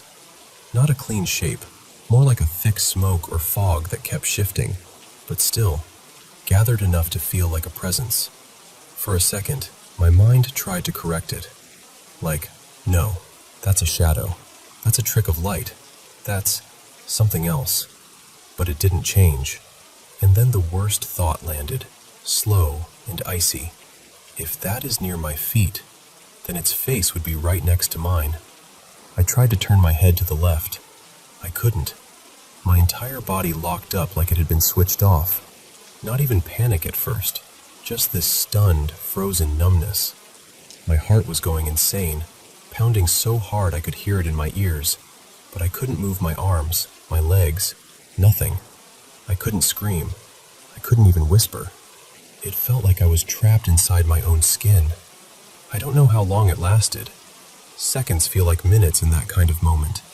But somehow, I pushed against it with everything I had, like I was trying to break through invisible cement. And the instant I could move, I bolted. I didn't think. I didn't look back. I just ran. To get to my parents' room, I had to cross the living room. Our living room had these wide, sliding glass doors that opened onto the balcony. We were on the 6th floor, so the balcony felt like this dark, open edge to the night. As I ran parallel to those glass doors, something outside snapped my attention so hard it almost made me trip. There was someone on the balcony. A figure, like an older woman, broad in shape, more silhouette than detail. It was so dark out there that I couldn't see a face, but I could feel her outline, like it was carved into the night itself.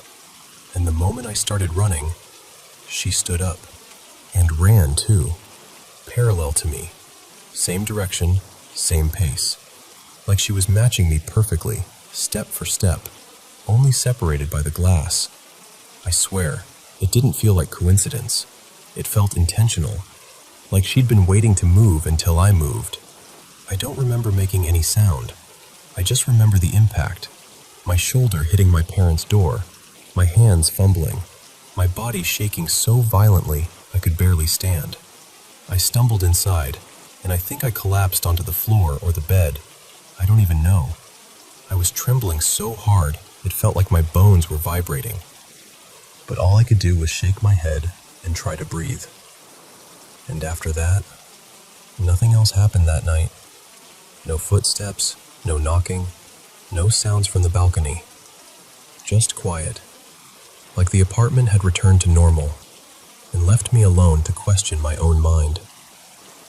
Months later, after we'd moved out of that building, my father mentioned something casually, like he was talking about traffic or the price of vegetables. He said, "You know, I used to see an old woman on the balcony sometimes when I came home late." Just like that. I stared at him, and my stomach turned cold. He told me he never brought it up back then because he didn't want to scare me during exams.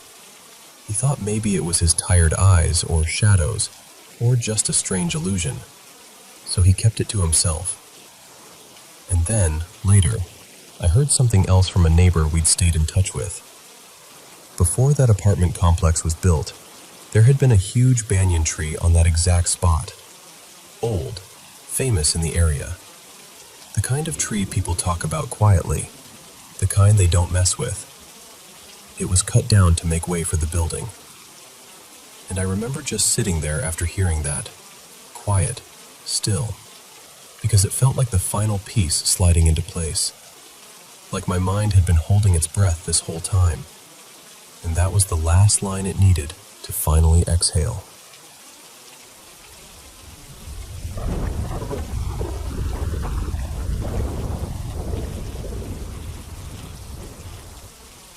So, let me take you back to 2018, when I was living in Utrecht, sharing this slightly creaky old apartment with two friends, Milo and Jonas. The place had character, you know? Tall windows, narrow stairs, and a quiet canal that ran right behind the building. Close enough that if you leaned out from our little balcony, you could see the water sliding past like it had somewhere important to be. Most nights after dinner, Milo had this habit. Nothing big, nothing theatrical. He'd take a tiny pinch of leftovers, like a couple grains of rice, a pea or two, maybe a crumb of bread, and drop it into the canal. Now, we were pretty spiritual back then. Before we ate, we'd offer the meal. A quick prayer, a moment of intention. And Milo's thinking was simple. If the food is offered with love, then whoever receives it benefits. Fish, ducks, whatever. In our tradition, sanctified food, prasadam, is meant to uplift consciousness, no matter who gets it. So in his mind, that little nightly offering was a small act of compassion, like feeding unseen neighbors. And honestly, it just became part of the rhythm of the house. Dinner, cleanup, Milo stepping out for a second, water rippling, done. Then Milo went away for a while, about 10 days, I think, visiting his sister up north. During that stretch, the routine stopped. It was just me, Jonas, and my partner Leah, who came to stay for the week. We still cooked the same, still offered the food the same way, but no one was tossing that little portion into the canal anymore. And that's when the apartment started to feel wrong. It wasn't like a movie. Nothing jumped out, no slamming doors every 5 minutes. It was subtler than that, almost worse because of it. The kitchen was the center of it. At night especially, you'd walk in there and the temperature felt noticeably colder, like the air was heavier. And whenever any of us cooked, there was this steady, skin-prickling feeling that someone was standing too close, right at your shoulder. like they were watching what you were doing. Even if you knew you were alone, your body didn't believe it. You'd find yourself turning around, expecting to see someone behind you, and there'd be nothing. But the feeling stayed. Sometimes there were tiny sounds, soft shifting, a kind of slow, breathy presence, like the room was occupied in a way you couldn't explain. What really got me was that the three of us felt it separately. Nobody planted the idea. Jonas mentioned it first, super casually, like he didn't want to make it dramatic. Just, do you ever feel like someone's in the kitchen with you? And Leah, without missing a beat, goes, yes, every single night. And then the physical stuff started. Random headaches. That heavy, drained feeling in your limbs like you'd slept wrong. But it would hit specifically after spending time in the kitchen. Standing there too long felt exhausting. Being in there alone started to feel genuinely scary, like you were doing something you weren't supposed to be doing. And then came the little incidents, the kind that, on their own, you could shrug off. But stacked together, night after night, they start to feel like a pattern. The fridge door was open when none of us remembered touching it. We'd hear the soft thump of it opening and closing when we were in the living room. Leah dropped her fork mid-bite once, like her hand just let go for no reason. Jonas swore he heard utensils clinking in the sink when the kitchen lights were off and nobody was in there. Always the kitchen. Always. So I said, out loud, kind of sharp, kind of daring, all right, if someone's actually here, give me a sign. Right now. And I swear to you, instantly, the entire right side of my body reacted like it had been plugged into ice. Every hair stood up. Not gradually. Not, oh, maybe I'm imagining it. It was immediate. Like a cold electric ripple shot from my shoulder down my arm and into my ribs. I froze in place. At the exact same moment, Lee inhaled like she'd been startled and rubbed her shoulders, saying she felt this pressure, like hands hovering just behind her. And Jonas's face went pale and he said, "It's hard to breathe in here suddenly." We all looked at each other with that same expression, like, okay, it's not just me. And the strangest part was this. It didn't feel violent. It wasn't rage.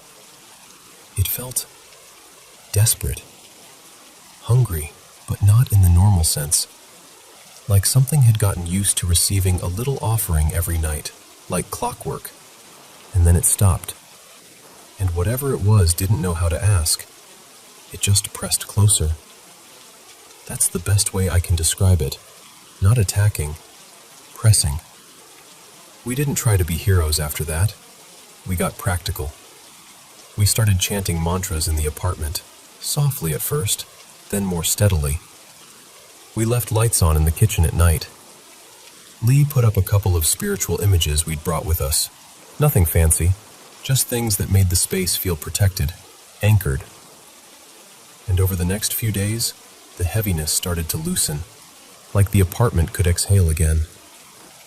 When Milo came back, we told him everything, every detail, all of it.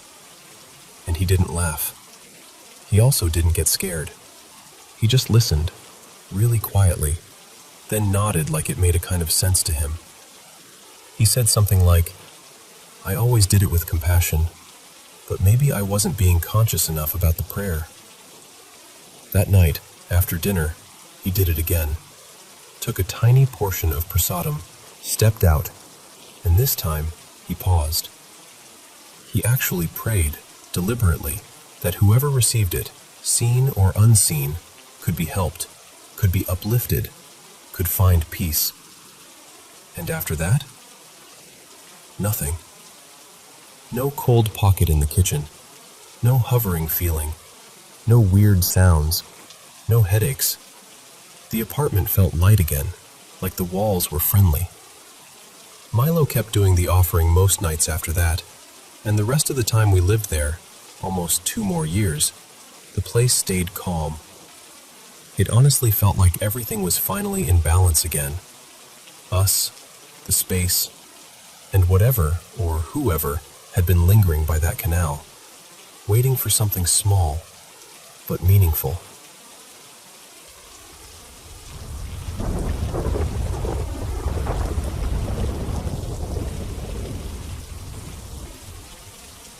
So, a little context first, because this story kind of needs it. Before I was even born, my family owned this modest little place in a gated countryside community, about an hour and a half from the city. Nothing luxurious, just a weathered old house my grandparents built ages ago, a lean-to shed, and this surprisingly roomy backyard where you could actually hear yourself think. It was our summer escape, the place we'd go when the city started feeling too loud and too close. Every single summer break, from the time I was a baby until I was about 15, I stayed there with my grandma, Marta. And when I say I was there from the start, I mean from the start. My parents brought me out there before I could even walk properly. That house is wrapped around some of my earliest memories like a scent you can't quite name. And the most important detail is this. Our land sat right on the edge of a forest. Not near a forest. Not a short walk from one. I mean, you stepped out into the yard and there it was. Dark, crowded trees pressed up like a wall at the edge of the world. Between our fence and the forest was a narrow dirt lane, then another tall fence that surrounded the whole community. So it was like our house, our fence, a strip of road, and then this forest that just waited there. We sold that place about 6 years ago, moved somewhere brighter and more convenient. A better location, better everything. And yet, I still carry that forest with me. Because from the very first memories I have of that place, I was terrified of that particular stretch of woods.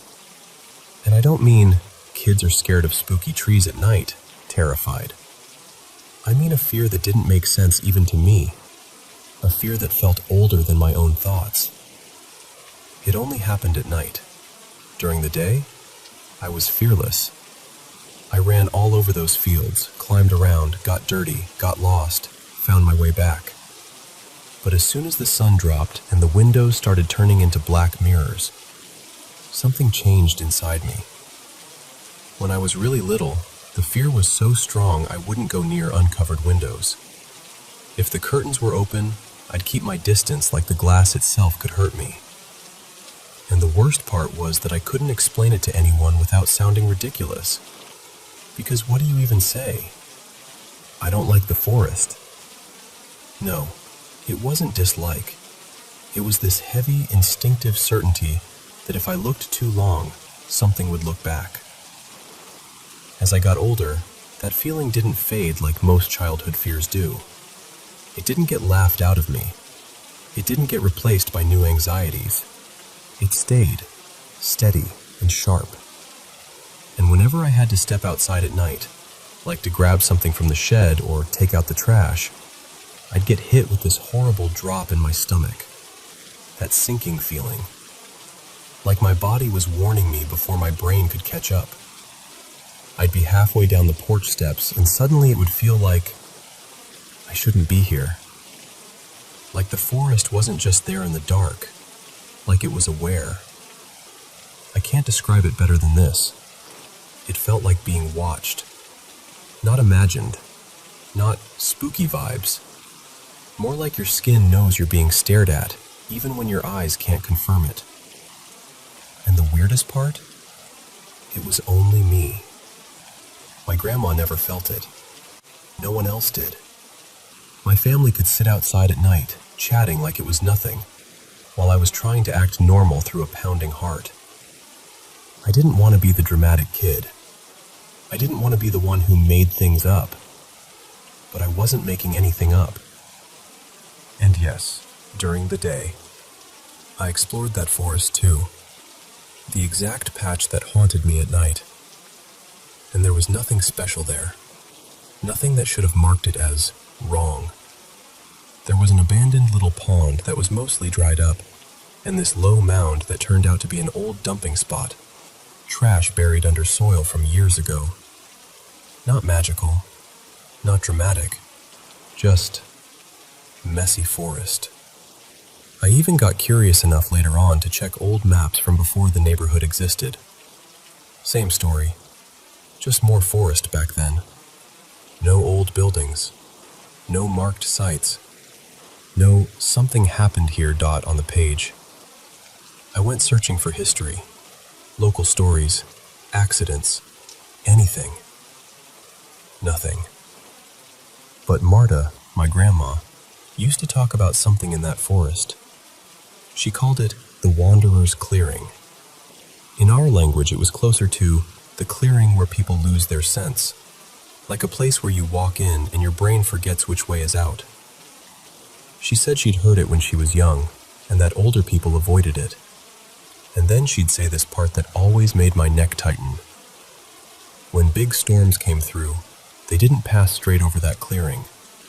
They circled it. And the thing is, I watched that happen more than once. Every summer, thunderstorms rolled in like they always do. You'd hear the first grumble, feel the air thicken, smell that sharp metal scent. And the rain would start, hard, loud, drumming on the roof for an hour or two. Then it would stop, like someone had shut a tap. The clouds would drift off, the world would brighten again, and you'd think, okay, it's over. And then, later, it would come back. The same storm, the same heavy rain, like it had looped around and returned on purpose. And I'm not talking about once. I saw it happen over and over, the storm making full circles, sometimes 5 loops, sometimes more, like something in that area kept tugging it back around. I always assumed there had to be some clean scientific explanation. Wind patterns, temperature differences, geography, whatever. But even now, I haven't found an explanation that matches the way it looked from that yard. Not neatly, anyway. Then there's what Marta used to swear happened with ball lightning. She told me stories that I thought were just that, stories, until other relatives confirmed them like it was no big deal. They said that during a couple of those storms, a glowing sphere, actual ball lightning, came out of the forest. Not in the sky, not far away, from the trees. It would drift toward our property like it was curious, and sometimes it would circle the house, slowly, calmly, like it had all the time in the world. And then it would slam into the fence. Metal posts would light up at the tops, glowing and spitting little discharges, like the whole fence was briefly alive. Multiple people said it happened, independently, with the same details. And listen, I know how this sounds. I'm not saying there's definitely something supernatural in the woods. I'm not even trying to convince anyone of anything. I'm just telling you what I lived with. And I need you to understand this too. I'm not afraid of the dark. I'm not afraid of forests at night in general. I've done long hikes, slept alone in a tent miles from anyone, listened to animals moving outside the fabric and felt perfectly fine. I know what normal nighttime fear feels like. This wasn't that. This was something else. This was this deep, physical sense of dread, like being watched, but more than watched, like being measured, like being noticed in a way you didn't want to be, like prey realizing it's been singled out.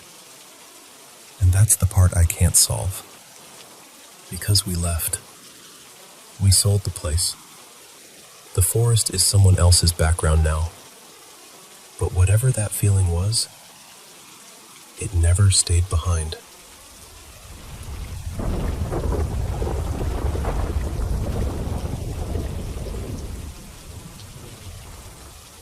So, I'm a 40-year-old bloke from the UK, and for as long as I can remember, weird things, the kind you can't quite explain, have had a habit of orbiting my life. But the strangest stretch of it all happened during this short little window back in late 2003 into early 2004, when everything went off. Like reality was just a touch out of alignment. To understand why I ended up where I did, you've got to know my parents weren't exactly the warm and fuzzy type. They weren't addicts. They weren't violent. They were just absent. The sort of people who did the bare minimum: food, clothes, roof, but without any love behind it. And once you were old enough to function on your own, they acted like their job was done. So when I was 18, not long before my birthday, they decided they were moving across the country. And I still remember my mom standing in my doorway like she was telling me the weather. She said they'd bought a place miles away, and there wouldn't really be room for me. No apology, no discussion, no, what are you going to do? Just, we're going. You'll sort yourself out. Luckily, I had a girlfriend at the time, I'll call her Hannah, and her family had been the closest thing I'd had to a support system. Her older brother, Gareth, was going through a rough patch with work and had a spare room, so it became this awkward but workable plan. I'd move in with him for a bit, finish my studies, keep my part-time job, contribute what I could, and try to get my feet under me. Gareth lived in this small town called Loughton, right on the edge of Epping Forest. And when I say edge, I mean it felt like the town had been built inside a clearing, and the forest just pressed in from every direction. If you've ever been there, you know the place has a reputation. Ancient woodland, old history, dark stories. The kind of area where people talk about hauntings in that half-joking, half-not way. His flat was above an old shop on a main street. Cobbled road, steep hill, those old timber-framed buildings that look like they've been watching generations pass by. The shop below sold home improvement stuff. Windows, doors, that sort of thing, which always made me laugh because the building itself still had these old leaded panes that couldn't be replaced because of conservation rules. To get into the flat, you didn't go in through the front like you'd expect. You crossed this little back drive, and the front door was actually at the rear. Inside was a long, windowless corridor. On the right, first a utility room, then the bathroom. At the very end, a small kitchen and a staircase up to the main living space and bedrooms. It felt like the layout had been cobbled together by someone trying to make a shop building behave like a home. Upstairs, there were 2 big bedrooms and a generously sized lounge. Gareth had a teenage son, I'll call him Lewis, who stayed between Gareth's place and his mum's. No fixed schedule, more like he turned up when he felt like it, and Gareth just rolled with it. The arrangement was, I took Gareth's bedroom, Gareth took Lewis's room, and when Lewis came over, Gareth slept on the sofa. Not ideal, but everyone acted like it was temporary, so nobody made a big deal of it. And for the first few weeks, honestly, it was fine. Gareth became this older brother figure. We'd play Xbox, have a couple of beers, watch football. Lewis treated me like the sort of older cousin you can tolerate, and Hannah would come by and it would feel normal. Like I could build something stable from the rubble my parents had left. But then the flat started to feel wrong, and you never felt alone there. Even when you were the only person in the flat, you'd get that weird certainty that someone was nearby. Not imagination, not paranoia. That instinct humans have when there's another presence in the house. Except you'd turn corners and find nothing. I can't remember the exact first thing that happened. The order of events gets fuzzy. But one early moment still plays in my head like a clip from a film. I was alone in the flat one day, rare quiet gap between college and work. I went downstairs to use the bathroom and do laundry. As I came out into that hallway, I caught this waft of Hannah's perfume. And it wasn't subtle. It was her. The exact scent. I remember thinking maybe it was on clothes in the laundry basket, so I carried it down the hall to the utility area, loaded the machine, turned, and I saw her. Just for a second, the back of her, walking the way from me down the corridor toward the kitchen, like she'd just come in and was heading upstairs. So I called out, casually, like, "On?" Nothing. I called again. Still nothing. I followed, because why wouldn't I? I watched her turn right into the kitchen area by the stairs, and when I stepped into the kitchen a moment later, no Hannah. But the cupboard where Gareth kept that plastic bag full of plastic bags, you know, the one every household seems to have, was open, and the bags were strewn across the floor like someone had yanked them out in a hurry. I stood there holding the laundry basket, just confused. I called upstairs. No reply. Went up, checked the lounge, checked both bedrooms. Empty. I was alone. And I remember this moment where my body just went still. You know when your brain is trying to bargain with what it just saw? Like, I definitely saw her. I did. I know I did. And yet there was nowhere she could have gone in the time it took me to follow. I tidied the bags away because what else do you do? And I didn't mention it immediately. I think part of me didn't want to hear myself say it out loud. But a few days later, I told Gareth, and the color drained from his face. He told me something that had happened not long before I moved in. Lewis, apparently, was prone to sleepwalking. Nothing dramatic, just that mild sort where he'd wander, mutter nonsense, sometimes wake up somewhere random and laugh it off the next morning. One night, Gareth woke up and heard Lewis moving around. He lay there at first, waiting for the usual. The shuffle, the door, then silence. But instead, he heard Lewis open his bedroom door and go downstairs. A bit of time passed, and Gareth decided he'd better check on him. So he went down into that long, dark hallway and saw Lewis standing at the far end, just staring into the utility room. And here's the detail Gareth couldn't shake. Lewis wasn't wandering or swaying like a sleepy kid. He was still, eyes open, fixed. The utility area didn't have a proper door, more like an open arch, and Lewis was standing right at it, looking into the dark like something in there had his full attention. Gareth told me he felt terrified in a way he couldn't explain. Like every instinct in his body was telling him not to go near his own son.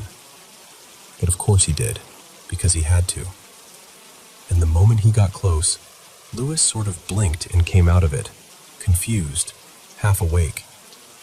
Gareth led him back toward the stairs, and when they reached the kitchen, the plastic bag full of bags had been dragged out, bags all over the floor. Gareth had assumed Lewis did it in his sleep, until I told him I'd seen Hannah, and the bags, and nobody else was there. The TV would change channels on its own. The radio would click on and off. Lights would flicker in that irritating way that makes you look up, even though you're trying not to. Once, Gareth and I were watching a match, beers in hand, laughing at something on screen. And we heard this unmistakable rustling sound downstairs. Plastic. Crinkling. Moving. We both went quiet at the same time, like we'd rehearsed it. Then we went downstairs together and found the bags again, dragged out, sprawled across the kitchen floor like someone had played with them. At least that time we both heard it, which somehow made it worse. But the one night I still think about, the one that sits at the top of the pile, happened near the end of my stay. For whatever reason, I decided to sleep on the sofa in the lounge. Maybe I felt guilty taking Gareth's room. Maybe Lewis was coming over. I honestly don't remember the reason, just the night itself. I remember the streetlight glow coming through the old windows, that dull orange wash that makes everything look like it's underwater. I remember the faint chill from the leaded panes. I lay with my head near the arm of the sofa closest to the lounge door, and at some point in the night, I woke up. Not fully, not at first, just that sudden, sharp awareness that pulls you up from sleep like a hook. And I heard this sound. I've never been able to describe it properly. The closest I can get is, imagine the sensation of pins and needles when your foot goes numb, but translated into a noise. A thin, high, prickling kind of ringing. Not loud, just invasive. And then I knew. Someone was standing right by the sofa, at the arm, near my head. I didn't see anything. I didn't move. I couldn't. It was like my body had decided for me. Don't react. Don't breathe. Don't give it anything. The cold was intense. Not just the room being chilly, but that deep cold that feels like it's inside your chest. I shut my eyes, pulled the blanket up tight around my shoulders and neck, buried my face into the back of the sofa like a child, and just waited. I remember silently begging whatever it was to leave. Eventually, I must have drifted off again, because the next thing I remember is morning light, and that weird embarrassment you feel after a night like that, like you've done something wrong just by being scared.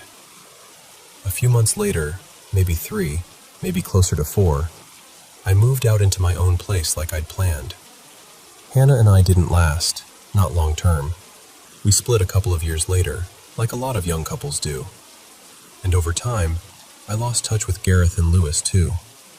But I've been thinking about that flat recently, about that corridor, the smell of perfume that wasn't there, the bags, the cold, that sound in the night. Because the truth is, this wasn't the first strange thing that's happened around me, and it wasn't the last. It was just the period where it all clustered together, close enough that you couldn't brush it off as coincidence. And every now and then, something will remind me. A smell, a streetlight glow through a window, and I'm right back there, lying on that sofa, frozen, pretending not to exist.